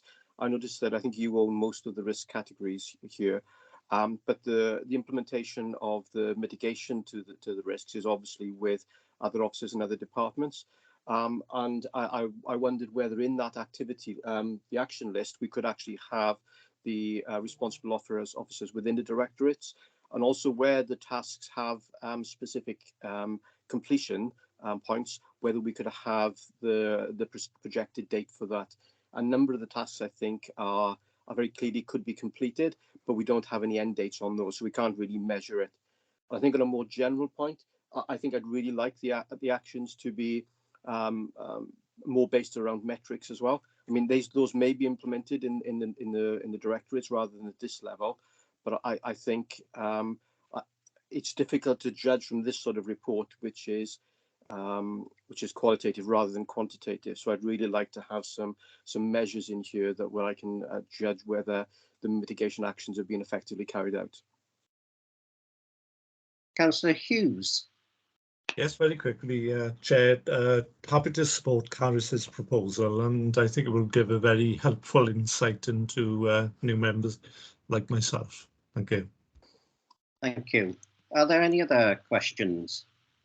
Just a couple from me, Caris, as you expect. I think I agree with what most of the members have said. For me, if I was a new member and looking at the report, which I couldn't read to start with because it was so small on the screen, it was unbelievable. But anyway, I managed to get that in size. Firstly, is the acronyms. There are acronyms throughout this document. Clearly, some members may know what they are, others won't have, any idea of what they are, and I didn't know what some were. So, I just wonder if people are going to use acronyms, can we just, set it out what they actually mean? I think your idea about getting specific officers here is a very good idea. But what I wouldn't want is the committee overawed by the risk register, because we could be here for the next day or so discussing issues. I think they need to be very relevant. They need to be by exception only. So if there is a real risk, and I hope, when the councillor said, we need to be open and transparent, no surprises. I would hope that myself, the vice chair, or people would speak to yourself and say, look, if there are any issues, big issues, let's get them out and let's get that cleared up. So that, I'd support wholeheartedly that, we work out a work programme of some kind in regards to the risk register. It's the same with any document. The devil's always in the detail, and to have a paragraph actually could say, you could open a can of worms up, and so I think that open dialogue is essential, and I think if we can work on that going forward, and I think one of the councillors mentioned, about trying to get questions in beforehand. I think sometimes the difficulty is because the papers only come out 5 clear days before, you know, to get a question to yourselves and again muster the people to come here is going to be extremely difficult. So I think if we can have that open dialogue, if questions are posed by councillors, they've got real issues or real questions, then, you know, just raise them through myself or to yourself, if that's okay. Is that all right? Yeah, no, that's fine. Thank you, Chair. I mean, there's some important points raised there, and they're helpful ones with regards to things like who are the responsible officers and completion dates. Obviously, you want to monitor that we are acting in appropriate time-wise. So that's really helpful. We can do that. I wonder whether or not maybe with you, Chair, we agree a framework for what those discussions might be, because I think you're absolutely right. It's about what is the role of Governance and Audit Committee in this particular area. And if we brought one on safeguarding to you, for instance, as you said, we could be here for 24 hours. So it would be around what are the key risks and why have we scored them as we have? What's the mitigating action that the Directorate is taking and how are they impacting on those risks? So those would be the kind of discussions I would suggest that we'd have to have.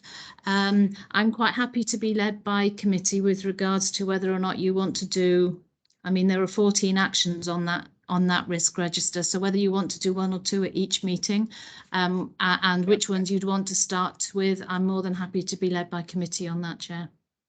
Okay, you know, obviously, you know, whilst we, you know, with the lay members are here, you know, I wouldn't want to exclude anyone. So whether we have a little task and finish group just to say, look, this is what we'll, I don't like setting up lots and lots of meetings, but collectively as a committee across the political spectrum and the lay members, we just set up a, you know, a small group to say, right, okay, in the next couple of months, this is what we will discuss. And, you know, hopefully people can buy into that and we can take it forward as a committee. If you could take that suggestion on board. Thank you, Caris. Are there any other questions? Any comments? The recommendations there that obviously we've considered the corporate risk assessment and we note it and we note that the Corporate Management Board has agreed to discontinue the incident and the misreporting procedure. And obviously if there's an additional recommendation on the basis you've set out is that committee will look at addressing some of these issues on a case-by-case basis at each of the audit and governance and audit committee in the future. Yeah. Members all happy? Well, Biodin. Yeah, sorry for dragging us back a bit, and thanks, Mr. Chair, for recognizing me. So I saw the comment on near miss incidents and not it being reported, and I'm wondering really how do we then exclude such from being reported, because it's an incident is an incident. So when we go through this process of excluding incidents from being reported, then we stand a chance of missing out some incidents because they are no near miss or because they are near miss. So I just wanted us to, I would like to know actually what exactly we're trying to achieve by that. And the other question that I have is on infrastructure action plans, which were completed and is still showing high risk, right? So I'm wondering if the action plans have been completed and they are still showing a high risk, do we really have the right action plans for it in the first instance? So I think those are the 2 questions that are out of the many other questions. And maybe also I think Councillor Alex has spoken with respect to how often the register is updated. I think it will be good to know the frequency of updates as well. Thank you very much. Okay, thank you for those questions. Around the near misses procedure, I think I should reassure members that we are still monitoring certain things internally within services. So the ones that come to mind are things like health and safety issues. So if we've had an incident in one of our buildings, if a staff member or a member of public has tripped, fallen, hurt themselves whilst in work or whilst visiting any of our offices, those things are still being collected and recorded, and they will be fed up through directorate management teams. And they will soon see, actually, if we're having a recurrent issue in a particular site or in a particular service, then that service will deal with that through their directorate management team. If it becomes significant and ongoing, then obviously they would make a decision to put that onto their directorate risk register, and ultimately it would escalate up to the corporate one if necessary. So I wouldn't want you to think that we're not recording things like that. It's just that we're not pulling them together corporately into one register. But for instance, education are continuing to monitor issues within schools and to discuss them regularly within their management team. With regard to the high risk, and if they remain high risk, are our action plans working? I think that's a very good question. I think you'll see from the corporate risk assessment that you've got in front of you that some of these issues are much bigger than just Bridgend County Borough Council. So what we're trying to do is manage it as best we can, but some of the issues, things like the inflation issues that we've got at the moment, the supply chain issues that we've got at the moment, which is impacting on some of our schemes, etc. Very difficult for us to manage overall. I think on some of those we are just monitoring them, and as and when issues come up we will be reporting them through Cabinet and through Council so that members are aware of them. But because some of them are external to our organisation, it's very difficult for us to mitigate it completely. And how regularly do we review the corporate risk assessment? It's certainly done quarterly. And it comes through to this committee very, very regularly. So it is, for the council, it is a live document. So, I mean, I suppose just to reassure you on that one. So, for instance, although it wasn't coming to this committee until now, towards the end of June, we did update it end of April, beginning of May, because issues within our social care service had changed dramatically. And we understood that actually we didn't think our corporate risk assessment reflected that position. So although it's reported out to you regularly, it is a live document and it will change even more regularly than that if we need it to. I hope that answers your questions. Thank you for that assurance, Caris. I'm sure the management team and the elected representatives have got their fingers on the pulse here. It's a change every day. So yeah, so thank you for that assurance. If there are no other questions or any comments, you see the recommendations before you with the additional one about obviously looking at some of these key areas on a case-by-case basis at next Governance and Audit Committees.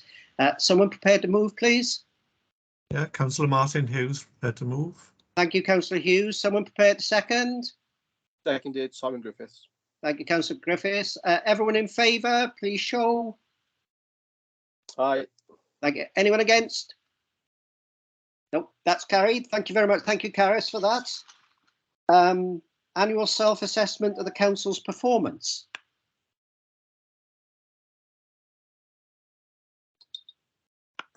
Hello, this is me leading this one.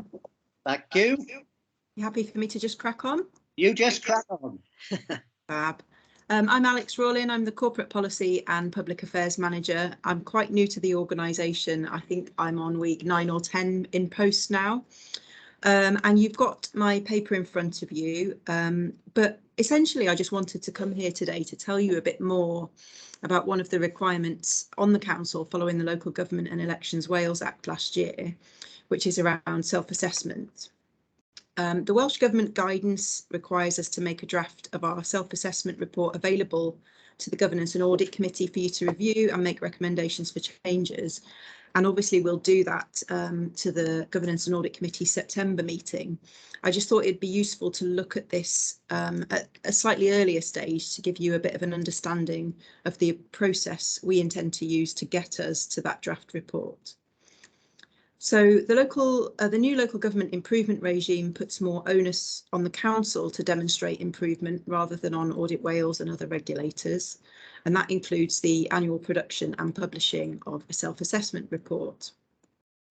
Our self-assessment report has to be really clear on whether we're meeting what Welsh Government called the performance requirements.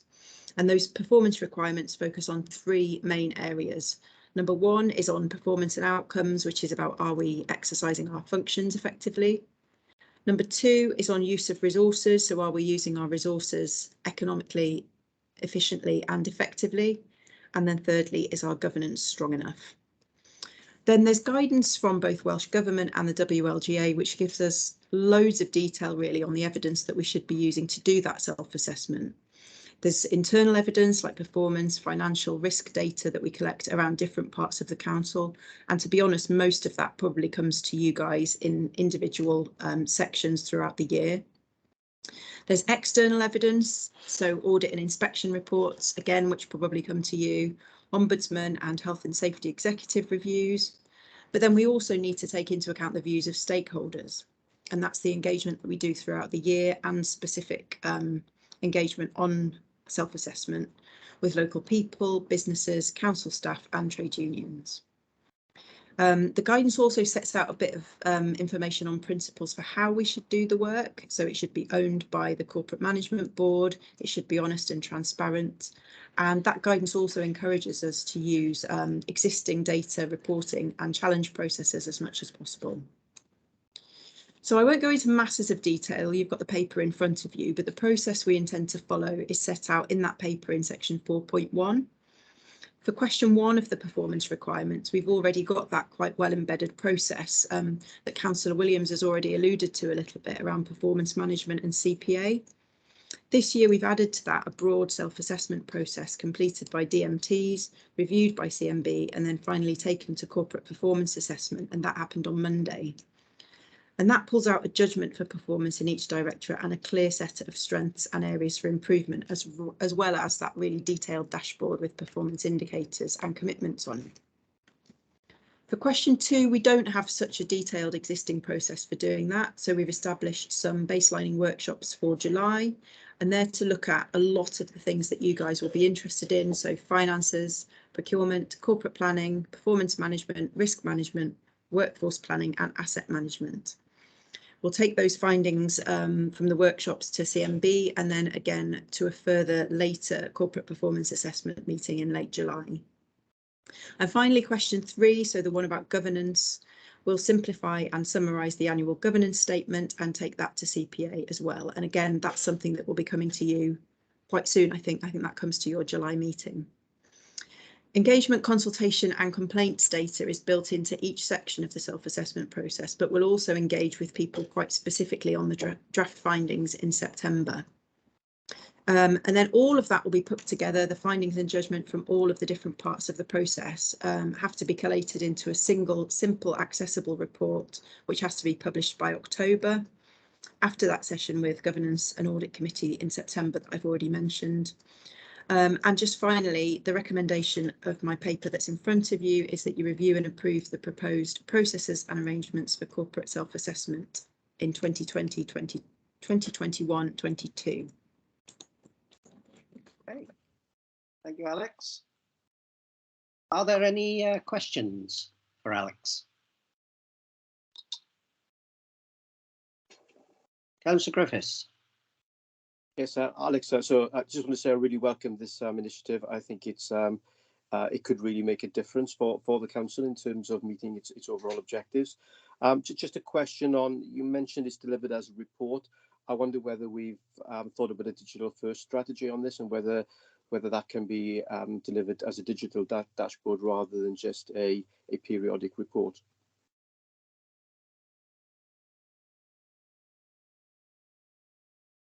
I think at this stage it can be delivered as pretty much anything. We've got time to sort of think about that and have that discussion, so it's definitely one we can think about. Thank you, Alex. Mark? Yes, thank you, Chair. Thank you, Alex, for that report. That was really well presented in terms of describing the process. I thought that was really useful. All authorities are grappling with how to conduct this exercise for the first time this year, but I thought that the way that was set out was very helpful.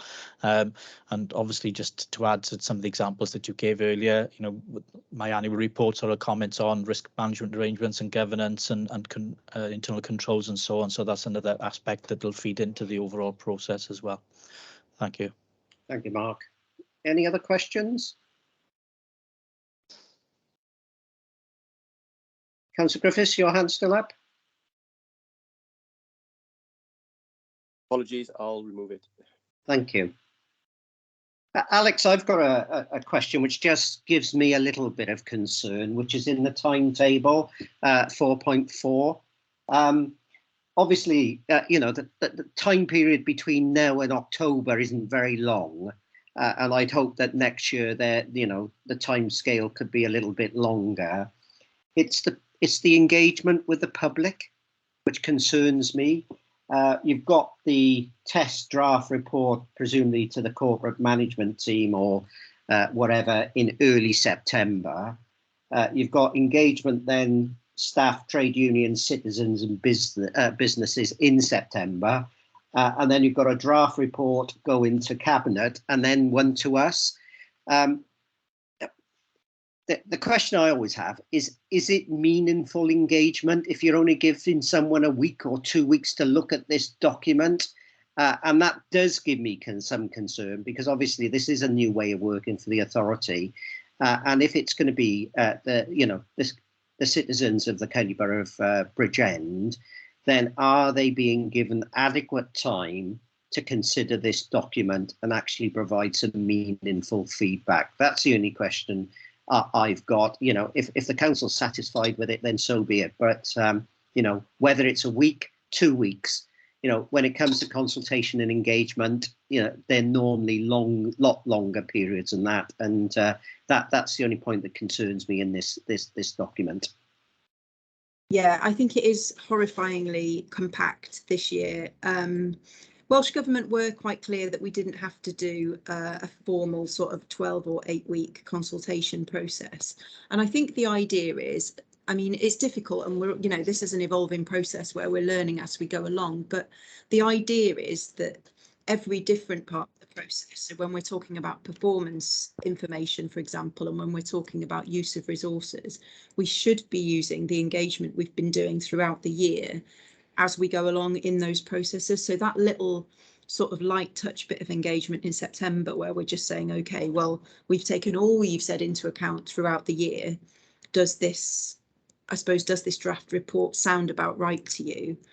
I think that really is supposed to be something quite light touch, end of the line. We think we've summarised what you've already said, right, but does it sound about right to you, sort of thing.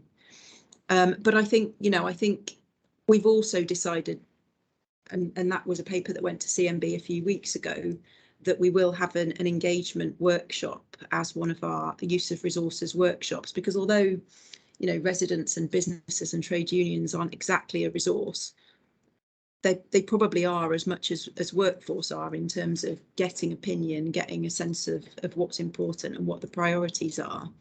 So we've added that as a workshop, and in that we've got a series of key lines of inquiry, similar to the ones that that Sam was showing you earlier. And actually, that's one of the things that also might be of interest to the Governance and Audit Committee. So we've got a list of evidence, and that's got some of the evidence on internal audit and statements of internal control that were just talked about, and a list of the key lines of inquiry. So they might be of interest if you wanted to forward those around as well. Just so you know what we're asking ourselves, you know, what the exam question is, kind of thing. Yeah, no, I agree with that. I don't want to prolong this, but again, you know, the backbench councillors, you know, the people who actually put the elected representatives into post, you know, these are key, and their voice needs to be heard. And, you know, I would sure that you'll have a workshop with the backbench councillors as well to feed into this process.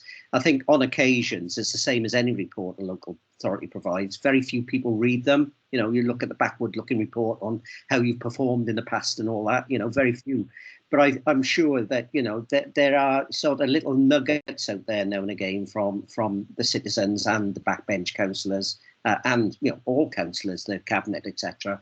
And I think, you know, the aim of the game is to, you know, improve services and such like as to what the County Borough offers. And I think, you know, it just needs to embrace everyone to, you know, allow them at least to be part of this process.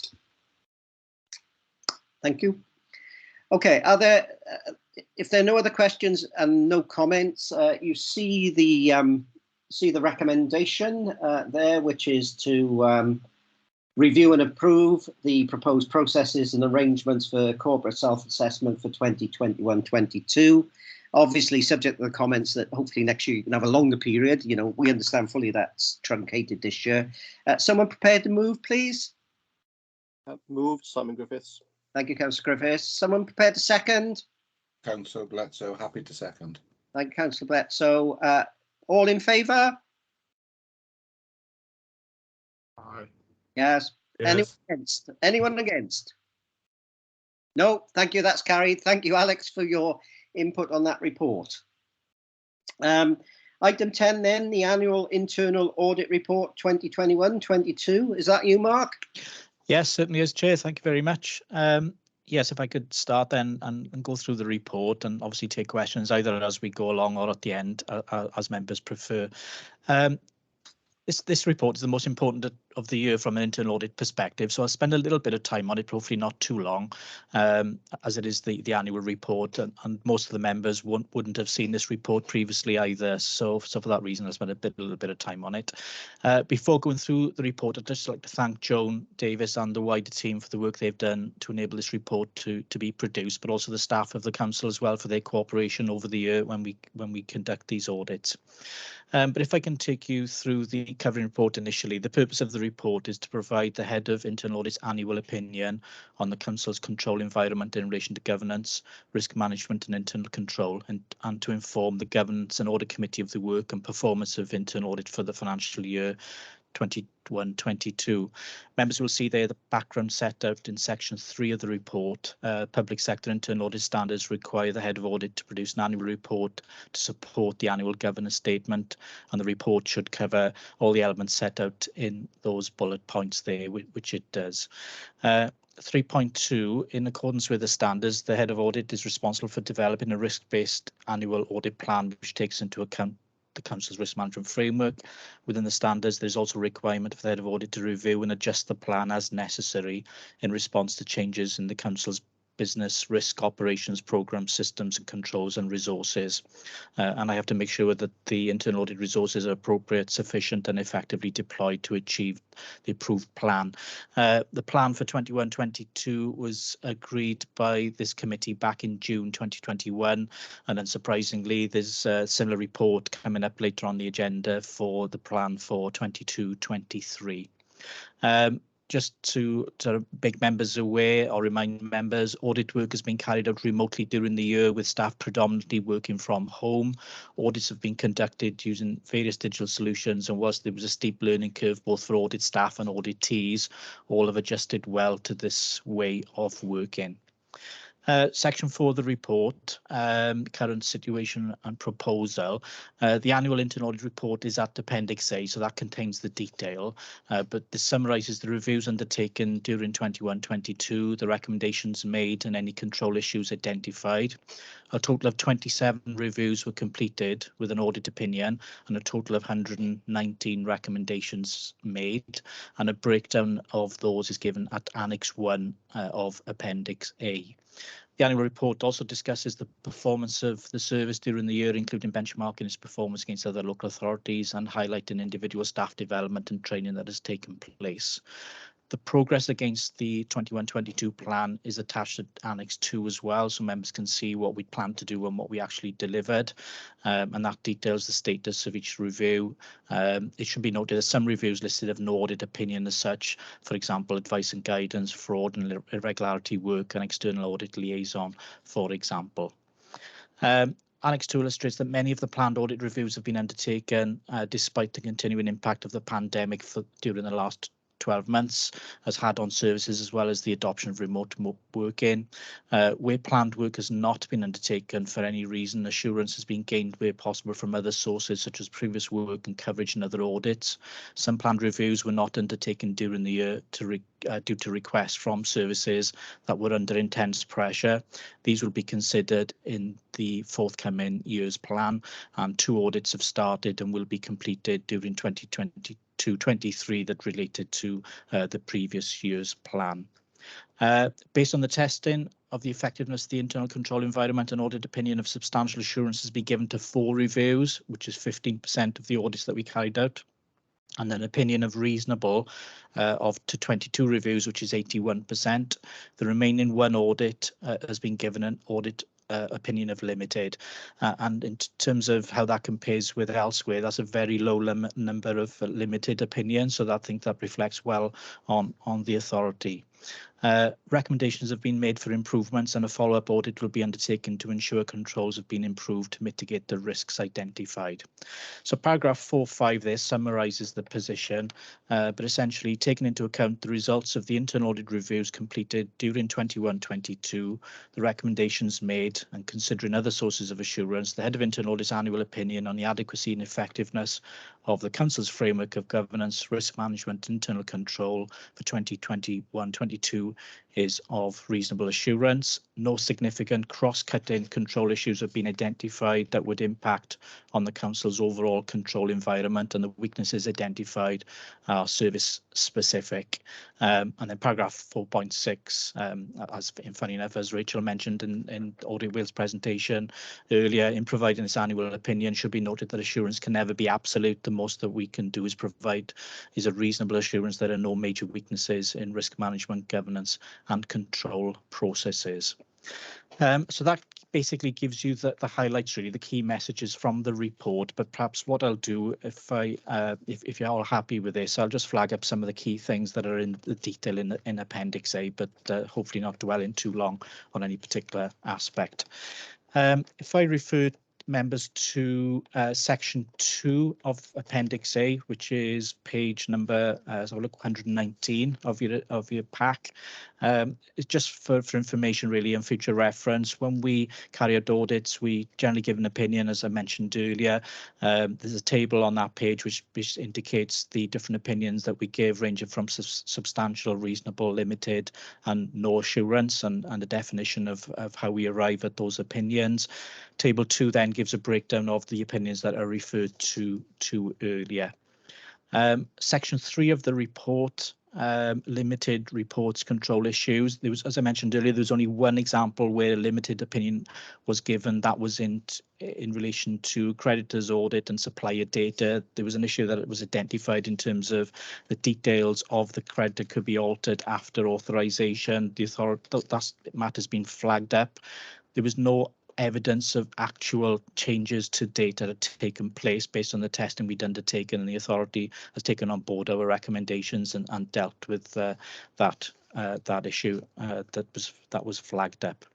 Section 4 talks about the recommendations, the prioritisation of the recommendations ranging from high, medium and low, and table 4 gives a breakdown of the number of recommendations and the categorisation of those recommendations, along with the different types of audits that were carried out, resulting in those particular recommendations. Those recommendations are followed up by the audit team, and that's something we plan to introduce later on this year, is to have reporting on the implementation of those recommendations using the audit software that we introduced last year. There's a reporting facility within that software that we can use to keep the committee informed in terms of progress of implementing recommendations. Section 5, there's a section there on counter fraud work and some of the investigations of fraud related matters that were referred to internal audit during the year. Bridgend Council employs its own senior investigator, Mr. Simon Roberts, and we work closely and have an excellent working relationship with Simon on fraud matters and different investigations. So we very much work as a team in relation to fraud matters there. Moving on to section 6, I mentioned about key performance measures. Part of that is client satisfaction questionnaires. After every audit, we issue a client satisfaction questionnaire. There's the table on that particular page identifies the questions that are asked. During this year, we had a return rate of 52%, which wasn't bad, but that's something I think we can improve on. The questions were generated in a different way this year using the new software that we've got, but I think there's room for improving the return rate. But of the 52% that we did have returns on, the overall satisfaction score was 95%, which is very pleasing from my perspective and reflects well on the audit team, alongside some of the comments that were given in the speech bubbles there on page 124. Section 7 refers to some of the training and development. We've had some number of staff complete professional qualifications and achieve professional membership of SIPA, for example, and also the Institute of Internal Auditors, which is pleasing, and that's one of the things that we are keen to progress with for the service to develop and flourish in future years. Section 8 talked about benchmarking. There's different measures that can be used, but the measures that we tend to use are percentage of planned audits completed, whether they were done within planned time, for example, satisfaction response rates that I referred to earlier from clients, and also acceptance of recommendations made, and the figures are there for members' information. Section 9 is a particular requirement of the public sector internal audit standards. There are over 300 standards that an internal audit team has to comply with in the public sector.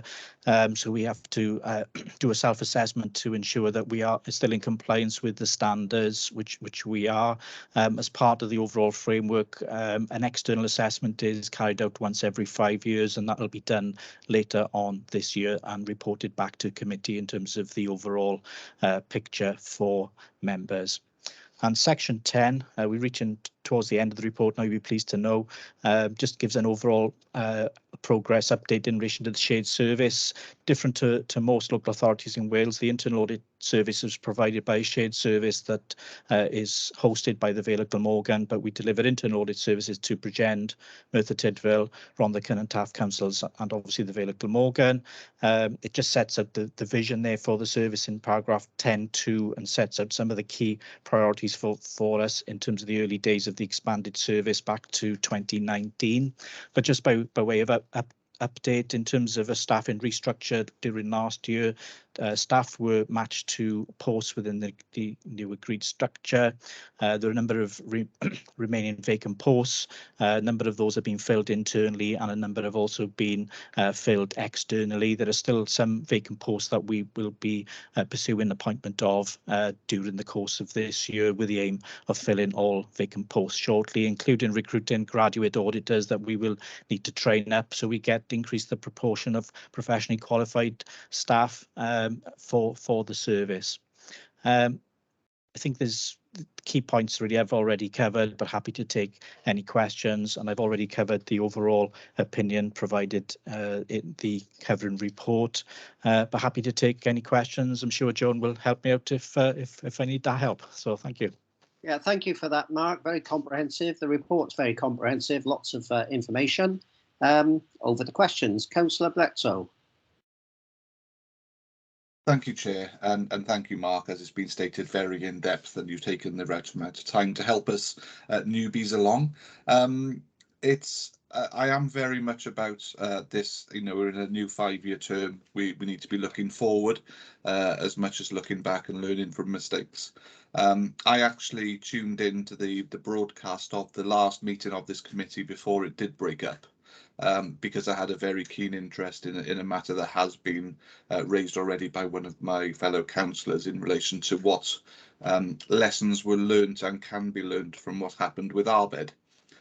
Now, there's probably nobody left within the authority that was there at the time, but I did note with great interest your answers to the questions raised to you in that last meeting. How much within a reasonable level are we as authority protected against something similar like that happening again? We can obviously never allow for the conduct of some people within a post, and that can never be guarded against.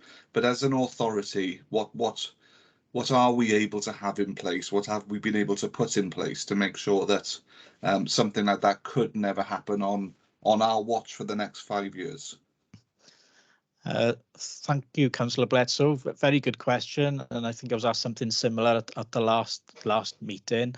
It's not something I'd come across previously, so very much a one-off situation from my experience and the work that we'd done subsequently to look at other schemes to make sure similar things hadn't happened, confirmed that was the case. And similarly, we also went back in time over the last 10 years to look at all audits that we'd undertaken in terms of similar sort of areas of activity.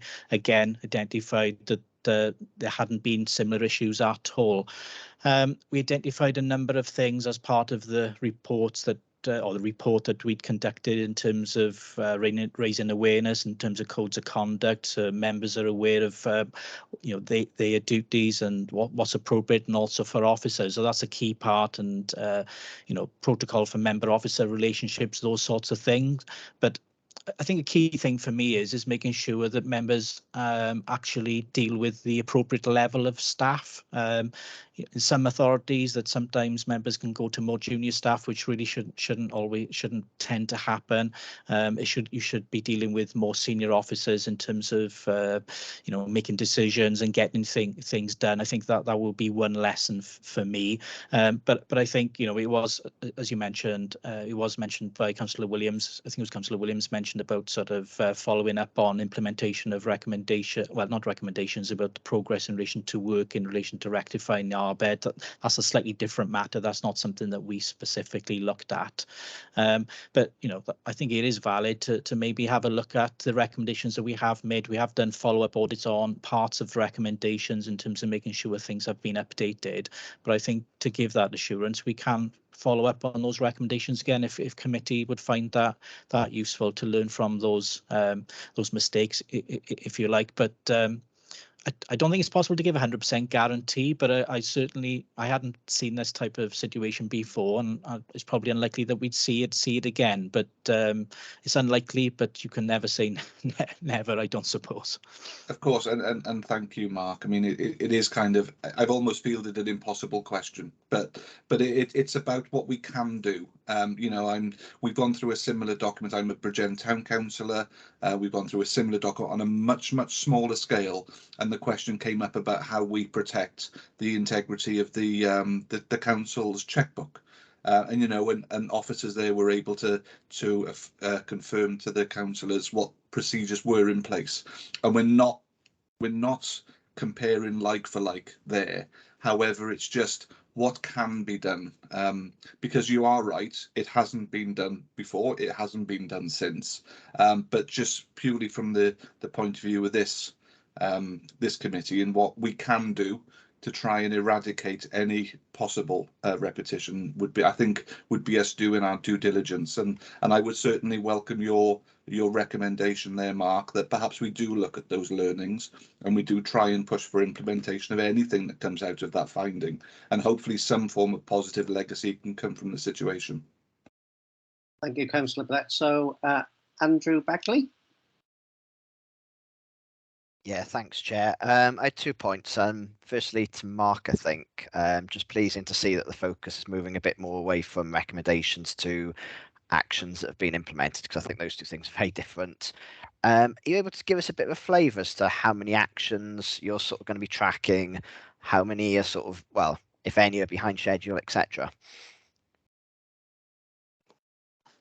Thank you, Andrew. In terms of, well, the recommendations, we do still track recommendations. I think Joan will be able to help me out in terms of some of the detail, but as is mentioned in the report, I think we've said that we've made 119 recommendations. We've got a process where each auditor follows up on those recommendations during the course of the year.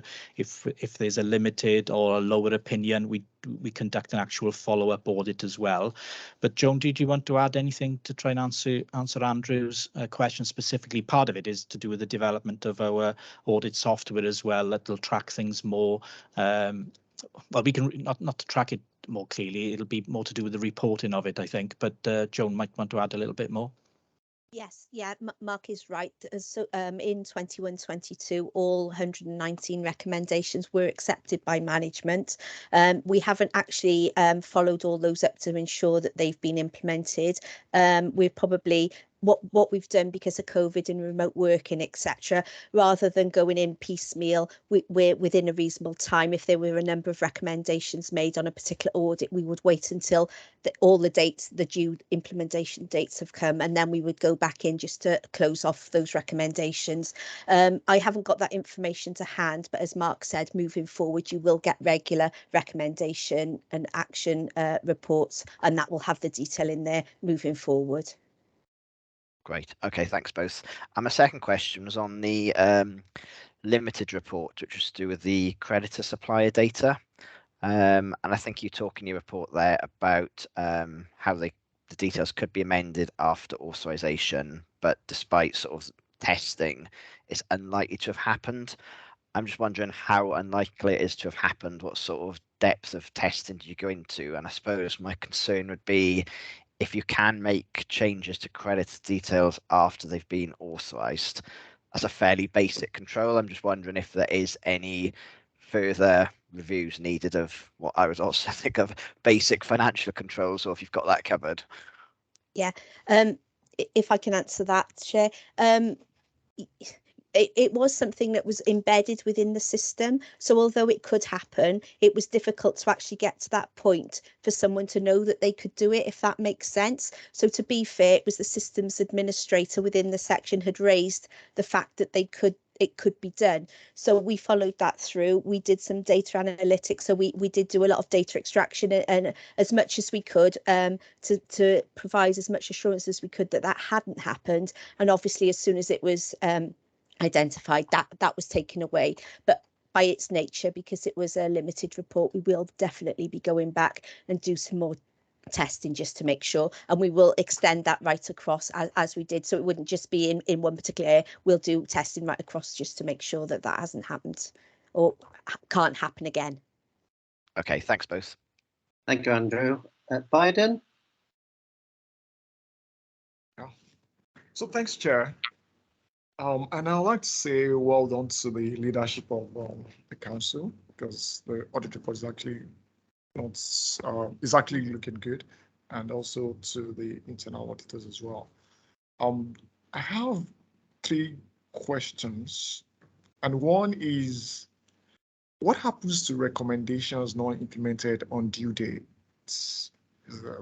What do we do about them? Does it come here, or is still dealt with management? That's one. In terms of the audits not completed, you mentioned the fact that COVID was responsible, but then will that change in 2023? Because whether we like it or not, COVID is there it's going to go away. So, and I'm a bit concerned about 72 or 70-something% completion rate of the audits. So, it's something that I think, maybe if you can give us some sort of color, and when those plans change, do we get to know that this will not be completed on a quarterly basis, or we have to wait for the whole year to know that the audits were not completed? Thank you very much. Okay. Yeah, thank you, Biden. I'll perhaps try and I'll do them in reverse order if that's okay. Yeah, completion rates, that's been sort of talked about in a previous committee as well, perhaps less so in previous years, and that goes to show the value of having lay members sometimes who perhaps look at things from a slightly different perspective. The percentage completion rate generally, in my experience, has been around the 70% mark for a number of years, and COVID has been part of it, but it's also sort of dealing with things that arise during the year as well. So it's sort of in the narrative. I think John will come on to this at not the next report, the one after this, in terms of the agenda.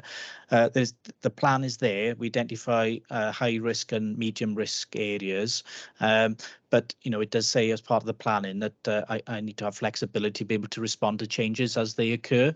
So we try and ensure that we certainly cover the high risk areas. If something more important or more urgent arises during the year, then I have to make a judgment in terms of whether to undertake a different piece of work as opposed to something that's planned.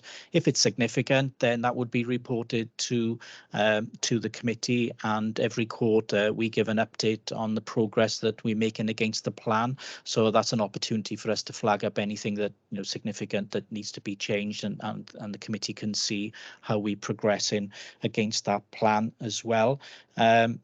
Yeah, I think, and you ask about audits not completed. Generally, we give a reason as to why that is the case.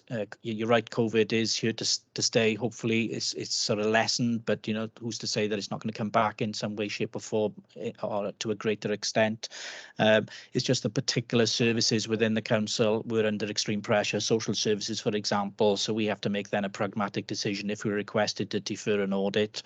It can't be deferred forever in a day, but sometimes we have to make a sensible decision as to, okay, the service wouldn't be able to cope with undertaking audits or receiving an audit if they're under extreme pressure. But that's why we will then roll the matter on to the following year generally. And in terms of not implementing recommendations, I think Joan will answer this in more depth, but certainly we would then be raising matters with management to say things are overdue, and I think that's something that hasn't necessarily been reported directly to the committee previously, but that's part of what I tried to cover earlier, to say that's something we will be introducing going forward. Joan, I don't know if I've missed anything along the way there at all. No, I've got nothing to add there. Thank you. Any other questions, Bayadin? Thank you, that's all. Thank you very much. Okay, if there are no other questions, I've got a couple, Mark. Just picking up from what Bayadin said, obviously last year you managed to do 27 audits out of an agreed list of 39, which means over a third have been not undertaken. And again, I understand, obviously, you've got to be flexible in what you undertake, but that's over a third have not been done. From what I hear is that you're going to try and move those on if they're a priority into next year. Was that down to staffing primarily? Because obviously a third is quite a large number.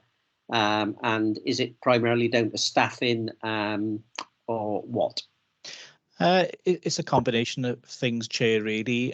Yes, we did have had some vacancies, but we were able to buy in some support. We mentioned about a piece of work that was done in terms of governance and risk that was done by SWAP, that we bought in to do some additional work for us. Generally, the audits, I can't remember the percentage now, over 70 something percent of the audits are done within planned time. So it wasn't a case of audits were necessarily taking longer. It's more to do with a couple of examples where we're requested to defer an audit, or on some occasions that we found, well, actually things had changed, so the timing wasn't right to carry out an audit. Say a system was changing, for example, and also, our bids have been mentioned a number of times. Myself and Joan in particular had to spend a lot of time, even though it wasn't a new audit, but in terms of dealing with that particular situation. So it can be unplanned work requests for things that crop up. So it's a combination of things. I think the committee is right to ask the questions. I'm pretty comfortable with the percentage figure, but you're right to ask those questions, and that's something we can look to try and improve as well going forward. Yeah, I think it's important certainly from a service provision, that rather in buying in support, if you have the right number on your team, then obviously you get a lot more out of them. So I think we can keep a weathered eye on it as a committee to support you really and the authority to ensure we get value for money out of it. I'm sure you've tendered for it, but it still needs value for money. The other one, which has been mentioned, the creditors, again in the report, it says that there will be a review. Do we know when that review is going to be? Because I don't think it's in next year's plan. So do we know when that's going to be? I think Joan hopefully can help me out there in terms of when. Yeah. That audit was completed towards the end of last financial year, March time. So we'll be picking that up. We'll give the department enough time to put things in place. So we'll go back now within the next month or so, just to ensure that that's all in place. And it will be there under the follow-ups that are listed on our progress. So you will see that in the progress report at the next committee. Thank you, Joan, of that. The other question is in regards to the return rate of the questionnaires you submit to individuals who've been audited to get some valuable information back. I note it's only 52% response rate, and I know you've raised some concern there, Mark, when you were taking us through the report. Is there anything Caris and the management team can do to ensure that where an audit questionnaire is sent to a team of people, a section or whatever, that questionnaire comes back with open, honest and transparent feedback, because again, that's the only way you're going to improve the service. I'm certainly happy to pick that up, Chair. I mean, obviously we can have an escalation route, can't we, within the council, so that, you know, ultimately, if they're not being done, I can take issues through to our corporate management board if that's what's required. Yeah, if you could, because I think Yeah. otherwise we send them out. Yeah. Okay. The other one then is in regards to the tracking data that you're now going to produce for committee. And I think, again, it's been raised by various councillors and other members of committee. I think it's important that the committee's advised where recommendations are not being picked up and they're still outstanding. And I think the second thing that we maybe need to be told, and I think as a committee subject to agreement, is that where officers or a department are not taking cognizance of recommendations made by internal audit and they're outstanding for some time, is that they should be told that they may need to come before this committee to justify why they've not dealt with it. Because if they're of that serious concern, then they need to be dealt with. You know, they don't need to say, oh, thank you for your audit report, put it on the shelf, we're not going to do anything about it. It does need to be dealt with. And again, I think picking up Andrew's point, there do need to be these spot checks now and again in regards to, oh, yeah, we've done it, but actually, have you done it, so that we're checking that out? I don't know what your view is there, Mark. Yeah, certainly, Chair. That's happened in other authorities where we found that things aren't progressing as we would like and as they should, really. So, and officers have been asked to report on progress. That's also happened in Bridgend as well, in terms of DFGs, that the relevant officers have come back on a regular basis. That's a bigger issue than just an internal audit matter, but that's been part of that feedback process. So that's something certainly that when it's necessary, that's the appropriate use of the committee. So officers do have to come back, and potentially even cabinet member as well, to explain where they are on things as well. So yeah. Thank you for that, Mark. I haven't got any questions. Are there any other questions from members? Any comments? You see the recommendations. The recommendation, I think, is that we note the Governance and Audit Committee report for the financial year 2021-22, and that we accept the Head of Internal Audit's opinion statement set out in the report for 21-22. Someone prepared to move, please? Formally moved, Chair. Thank you. Someone prepared second? Do you have a seconder? Seconded, Simon Griffiths. Thank you, Councillor Griffiths. All in favour, please show. Aye. Yes. Aye. Anyone against? No, thank you. That's carried. Thank you very much. Item 11, Regional Internal Audit Service Charter 22-23.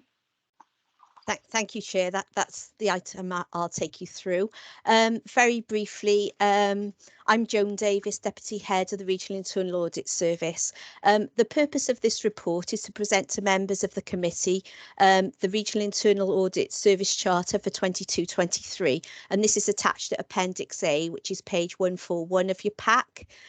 Very briefly, the Regional Internal Audit Service Charter defines the purpose, authority and responsibilities of the Regional Internal Audit Shared Service across Bridgend, Merthyr Tydfil, Rhondda and Taff and the Vale of Glamorgan councils. So in line with the public sector internal audit standards, the Charter must be reviewed and presented to each council's Governance and Audit Committee annually for review and approval. So the charter was fully reviewed and amended in 2021 to create an overarching charter for the regional service. The charter has been reviewed again in light of any changes for 22-23 to ensure it continues to reflect the requirements of the public sector internal audit standards, and that the charter remains applicable to all 4 councils. So having reviewed it, no changes have been required, and so it's as it was last year, and that's, as I said, contained Appendix A. So therefore members are asked to consider and approve that charter, but I'm happy to take any questions. Thank you. Are there any questions? Any comments? Members see the recommendation that we approve the Regional Internal Audit Service Charter for 22-23 as attached in Appendix A. Someone prepared to move, please? Simon Griffiths, yes, I'll move. Thank you, Councillor Griffiths. Someone prepared to second? Councillor Bledsoe, happy to. Thank you, Councillor Hughes. Everyone in favour? Aye. No one against? Nope, that's carried. Thank you very much. Item 12 then on the agenda, the Annual Internal Audit Strategy and Risk-Based Plan 22-23. Is that you, Joan? Yes, that's me again. Thank you, Chair. I'd like to take you through the Internal Audit Strategy and Plan for 22-23 for consideration and approval. This is one of the Governance and Audit Committee's key responsibilities. So the strategy is at Appendix A, and it demonstrates how the Internal Audit Service will be delivered and developed in accordance with our terms of reference. I won't go through the detail, but the areas covered are the definition of internal audit, the requirement of internal audit and the various legislation, the development of the internal audit plan and the methodology used, the risk assessment process, the resources, and it also describes the audit approach, including the audit assurance categories and the recommendation categories, which Mark has already gone through in the previous report for last year. So as per the strategy, the annual internal audit plan has been prepared after considering the information in 3.4 of the covering report, such things as the risk registers and the views of directors and senior management, the corporate plan, as well as our previous work as to where audit resources is most needed. Therefore, in line with the public sector internal audit standards, this plan should enable internal audit to maximise the value and assurance it provides to the Council, while ensuring it fulfils its statutory obligation to review and report on the Council's internal control environment, governance and risk management arrangements. The plan provides this committee with an overview of the work to be undertaken, which will offer sufficient coverage for the head of internal audit to be able to provide an opinion at the end of 22-23. As Mark said earlier, changes to the way the Council is operating since COVID-19, including any risks as a result of remote working and other changes, have been considered and is included within the draft audit plan for 22-23. So at Appendix B on page 175 of your pack is the audit plan for 22-23. So for ease of reference, each item is numbered and the relevant directorate and audit area is listed, as well as a brief audit scope, which provides some insight as to what will be covered. However, this scope will be prepared in more detail once the audit is allocated in order to provide assurance to management. You will also see the priority ratings for the audit listed. The plan is based on a full establishment of staff. There are still some vacancies, as Mark has said, within the service, and recruitment is still ongoing. However, we do have the option, as Mark has already said, of using swap, and as they were awarded the contract to supplement our internal resources last year, and we do use them until we are fully complemented with staff. Members of the committee will see that some items listed do not have a priority rating. These items, such as external audit liaison, audit planning, advice and guidance, and fraud and error, and these are items that internal audit have to undertake during the year and don't result in an audit opinion. But the proposed audits that we have to undertake have got a priority rating. You will note that the proposed plan includes some collective headings, such as the follow-up reports in line 1. And as I've already said, as we go through the year and you get the progress under that heading, there'll be listed the follow-ups that we have undertaken. Grant certification work in line 4, again, likewise, we will list the grants as we go through and the opinions and any recommendations. Similarly, with schools at line 27 and key financial systems at line 14. So during the year, as I said, as work is undertaken in these areas, individual items under these headings will be reported.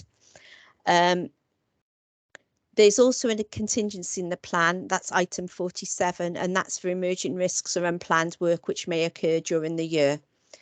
It's therefore felt that the proposed plan is flexible to allow for changing circumstances and events that may occur during the year, but also whilst offering sufficient coverage to be able to provide an opinion at the end of 2022.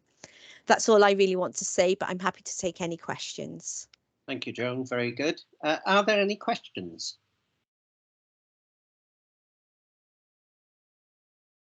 Andrew?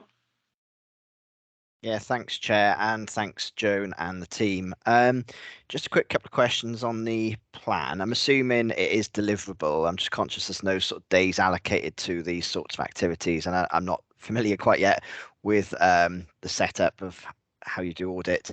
Will a further plan come back to the committee in terms of when these are sort of planned, even if it's vague as, you know, that's aimed to be delivered in Q2, Q3, Q4? And then I was also wondering about the link to the risk register. I mean, that's sometimes helpful if we can sort of see where these are come from. Just an observation, I noticed on line 14, there's that review of financial systems. And I think that links back to the early discussion about the limited report last year. But I was just wondering if there should be maybe a higher level review in terms of financial planning or sort of budgetary control, given some of the sort of pressures that we talked about earlier on. Fast moving in terms of the cost of energy, fuel, etc. That was my only observation, but I think it's quite a comprehensive plan.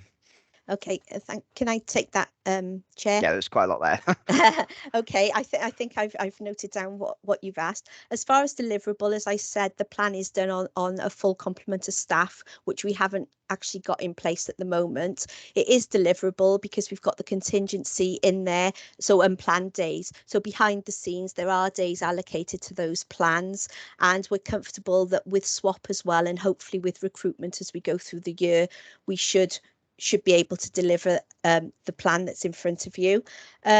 We haven't put quarters on there, but that is something we could consider. But as I said, you will get quarterly progress reports, so you'll be able to see on the quarterly progress report, I'll indicate what audits have started, what ones have out in draft, what ones have been completed, and if they've been completed, what their opinion is and any recommendations. So you'll get that as you go along, but certainly if it's helpful to have more information, perhaps when you see it at the next meeting, you may want to sort of then suggest if you still need that information, we can certainly consider that. But I'm also mindful of something that Gareth said earlier, that the report then gets quite the text gets quite small if you try and cram so much on a page. But I'm happy to take that on board, as well as linking it to the risk register. That's a suggestion that's been made in other councils as well, and that's something certainly that Mark and I are looking at.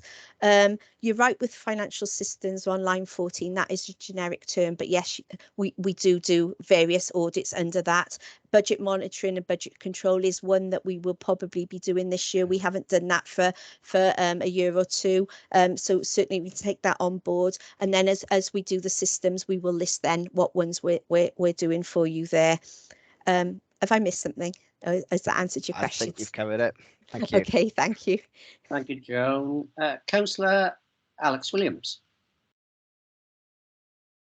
Hi, thanks very much, Chair, and thanks, Joan, for your report. There may be a very simple answer to this question, but I noticed in the outturn report from last year on the audit that you were due to do an inspection of policies and procedures on highways, but that hasn't been brought forward to this year, even though the other area of assessment, for example, social services, carers assessments and payments, that wasn't undertaken last year, but it has been brought forward. I just wondered whether there was any reason why you hadn't taken forward the report which you were planning on doing last year, but yeah, is there a simple answer for it, really?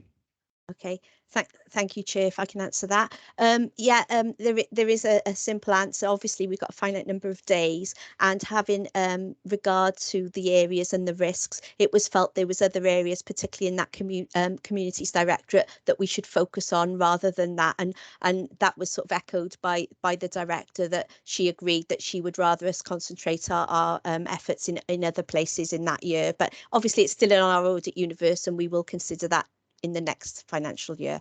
Great, perfect, thanks. Okay, no problem. Councillor Griffiths. Thank you, Chair. Yes, Joan. So, I mean, it does look a very comprehensive and broad plan with, I think, 49 separate areas there. I think the question I have is, do we think the BCBC overall has the capacity to implement the high number of changes that you're likely to, or follow-ups that you're likely to generate with this comprehensive an audit, and whether there's a need for prioritization of that, of those follow-ups, even across the different audit points here. So it's more about large organisations like this often have difficulty with taking on a significant amount of change, and I wondered what's your view on whether we have the capacity to take on that level of change. Mark.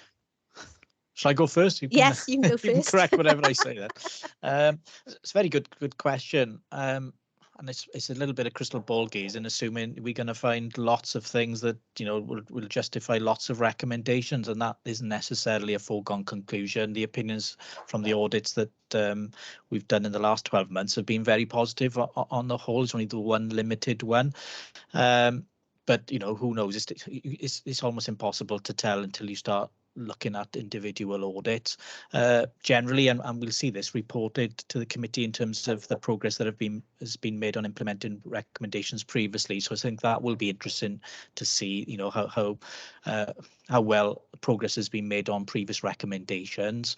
But generally, I think, you know, Bridgend has had a good track record of implementing recommendations, but yeah, I think the proof of the pudding will be in the eating. So I don't think I can give you a categoric answer, but so we'll have to see how things progress during the year. But I'm reasonably positive that the council has got the capacity to implement changes, but we'll have to wait and see. Okay, thank you very much, Mark. Thank you, Chair. Thank you. Are there any other questions? I've got one which again will relate to what other members have said. I do have concerns that there are 50 items listed in the schedule, and given that you only completed 2/3 this year, are you setting yourselves up for failure? Because obviously trying to bite off more than you can chew isn't a good route to success. So I'm just wondering whether that 50 should be rationalised, given the basis that you know, you haven't got the full staff to start with. Secondly, you don't really want to be buying in, you know, services from an external unless it's it's a crucial audit. And B, the aim of the game must be surely to get you up to full staff, because that's very important across the board. And what I don't want is for you to be castigated for not meeting your target. So it's a very difficult issue for yourselves, but I think, as members have said, you know, that 50 that are set out there should be prioritised to those that must be done, those that should be done, and those that don't really need to be done but can be done if there's time and effort to be put into it. So that's my only view, Mark, is you know, I think it's important that you do keep us updated in regards to your staffing structure, you know, and if there are any major blockages, then at least we can try and assist you in, you know, driving this very important area of audit through for all the councils. Yeah, thank you, Chair. Points well made. I think we've sort of have covered the ground a little bit earlier. We only buy in the external support when it is really needed, so we don't do it as a matter of course, as a matter of routine. We will be making progress. We have made progress. We will make further progress in terms of recruitment, I'm sure. We do have these debates at a sort of all Wales level across the Welsh Chief Auditors Group and so on, and yeah, you know, I'm not aware of any service really that ever gets anywhere near to the 100%, but you know, the closer you get to it, obviously, the better in many respects. But it's just making sure from a professional judgment point of view that we do cover the key areas and the key ground. But that's something that we will certainly do, and we will be prioritising what we do along the high risks and the things that we know we have to do in any event. But I'm sure, as we've already said, we will be coming back on progress reports regularly, so committee can see on how well we are delivering against the plan or otherwise. So thank you for that, Mark. Are there any other questions, members? Any comments at all? You see the recommendation. I think the resolution should be that we approve the draft internal audit strategy appendix A and the draft annual risk-based audit plan for 22-23. Someone prepared to move, please? I so move. Simon Thank you. Griffiths. Someone prepared second? Martin Hughes second. Thank you, Councillor Hughes. All in favour? Aye. Yeah. Anyone against, please say. No, that's carried. Thank you very much. Item 13, the updated forward work programme 22-23. Hi, thank you, Chair. That's me presenting this report. Hi, I'm Deborah Exton, the Deputy Head of Finance. And as you can see from the purpose of the report, it is to bring an updated forward work programme to committee for approval. So in the meeting back in March that we had with the committee, we brought a proposed forward work programme for the 22-23 year. And what we do is we bring a proposed updated forward work programme to each meeting of the committee, to give the committee the opportunity to make sure that it's giving due consideration to all of its core functions. And we've set out a number of those core functions in paragraph 3.1. And obviously, as we've heard today, a number of new functions and new responsibilities have been taken on by the committee under the Local Government and Elections Wales Act. So they're also reflected in the forward work programme.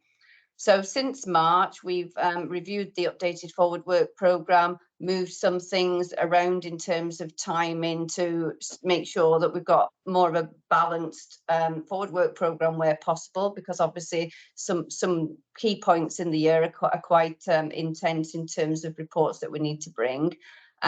We've set out in the table in paragraph 4.2 the report's due to come to the meeting to be held on the 28th of July, and as you can see from that table, that's quite a lot of reports to come, some of which are quite heavy in that sense, such as the statement of accounts, corporate fraud. So I'm sure you'll all have plenty of questions on those. Some of them we don't have a choice over timing, and some we do. So obviously statements of accounts, as Rachel said earlier, we are a little bit behind. So it was due to come, the draft statements of accounts today, but now it's been pushed back to July. And then in the appendix, we've got a breakdown of all the proposed items for the full year. So to give you the opportunity to see if there's anything else you want to bring, and obviously bearing in mind what already is coming to those meetings, whether you want to move things around at all, and just if there's any additional officers that you would want to invite to discuss some of those. So taking you to the recommendations in section 9, which is for members to consider and approve the updated forward work programme for 22-23. Thank you, Deborah. Any questions?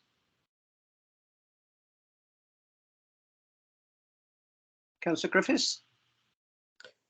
Yes, really, just on a practical note, is it sensible for us to do all 10 of those items in the next meeting? As you pointed out, it is some substantial things. We could spend the whole afternoon on just one of those. Do we need to think about the agenda or even splitting the meeting? I think the difficulty with some of these is we don't have a choice over the timing of them, and that's the problem. So the statements of accounts we have to bring now in July because we haven't brought it.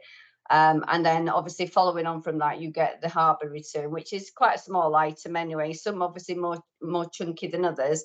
I say annual governance statements as well, because that feeds into the reports. What you will have is there is a training session set up for the beginning of July in respect of the statement of accounts. So hopefully that might help in terms of reducing the amount of time we need to discuss that at the actual meeting itself.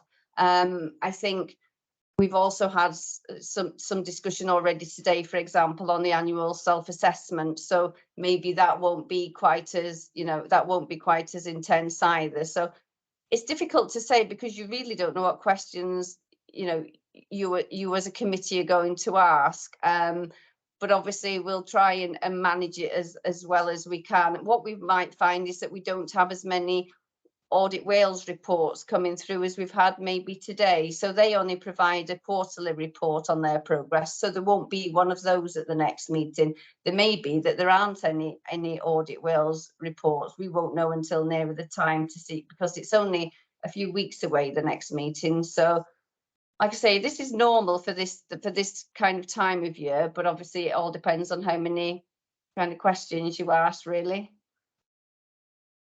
Thank you for that, Deborah. Thank you, Deborah. Are there any other questions? Just coming from me, Deborah. Clearly, a lot of these, the forward work programme and committees are going to be very heavyweight in some areas. And again, coupling with what was said about the risk register and bringing other items before us. I think the issue we've got to just ensure we deal with is what's within the terms of reference of this committee, because obviously there are other places and other venues where people can have a different discussion about different things in these issues. So we just need to be very mindful about what we're looking at and what we're going to cover. So I think, you know, in any training that comes forward, that just needs to be reinforced. It's not an opportunity to have a go at a couple of things as they run through each committee. So, you know, I'll be very mindful as chair. I think the other thing is that this, as you quite rightly said, the plan needs to be flexible. So whilst I know the recommendation says we approve the forward work programme, for me it's also subject to anything that needs to come forward. You know, so if there's a matter of urgency, we need to bring that forward and put it in. So whilst it's fixed at a very specific point in time, namely today, there's nothing to stop us adding something in that you may want to add in or that we may want to add in. So as long as that sort of flexibility is there, then I'm sure you know, the committee will accept the recommendation. Oh, you're absolutely right, Chair. I mean, to be honest, this changes every meeting. I mean, things will get moved, they'll get brought forward or slipped back, depending on where we are with them. And then obviously other things will come that aren't even, you know, haven't even been in the initial forward work programme. I think the other thing to mention as well is that in terms of, you know, some of these reports, you've got to be timely with them. So where we're referring to a report that refers to the previous financial year, such as the corporate fraud report, for example, and treasury management outturn, you don't want to push them too far back, that it's 6 months ago since the end of the financial year. So yeah, some, like I say, the timing of some of them is pretty more rigid than others. Whereas, you know, say for example, a report on complaints or something like that, you don't necessarily have a fixed time where, so you can be a little bit flexible in those and move them around a bit. Okay, thank you, Deborah, for that. Okay. Are there any other questions? Any comments? The recommendation then is that we approve the updated forward work programme for 22-23. Obviously, so subject to the caveats you just said, it's flexible. Someone prepared to move, please? Simon Griffiths, I so move. Thank you, Councillor Griffiths. Someone prepared to second? Do I have a seconder? Martin Colin Hills, there, yeah. second. Thank you very much. All in favour, please shout. Aye. Aye. Anyone against? No, that's carried. Thank you, Deborah. Item 14 on the agenda, urgent items. I've not been notified of any, so unless Caris is going to bring something out of a hat, there aren't any. Just Caris? No, thank you. Before I close the meeting, can I just thank everyone for their patience this afternoon? Obviously, we've got a new committee of elected representatives, lay members. But I'd also like to thank all the officers for their input this afternoon and Audit Wales and anyone who's actually had anything to do with this, the committee going forward. The only point I would make in regards to a question that was posed on the last item is at the next meeting, the way I normally chair meetings is I will assume that everyone's read their reports and I will only ask the officers to update us with any new information that's come to light since the report. So that then allows us, a greater time for debate rather than having to go through the report, which hopefully everyone's read. So as long as no one's got any adverse comments against that, that's the way I would deal with it. Hopefully we can get a bit slicker in regards to dealing with the reports, but they do need to be debated and discussed, and everyone has the right to ensure they have their say at the meetings, and that's something I will always try to do, is engage with everyone. So if anyone's got anything to say at the meeting, please show, and then I'll allow it. So can I just say thank you everyone for your patience with me. Thank you for attending the meeting. I now close the meeting and look forward to seeing you all at the next meeting. Thank you very much.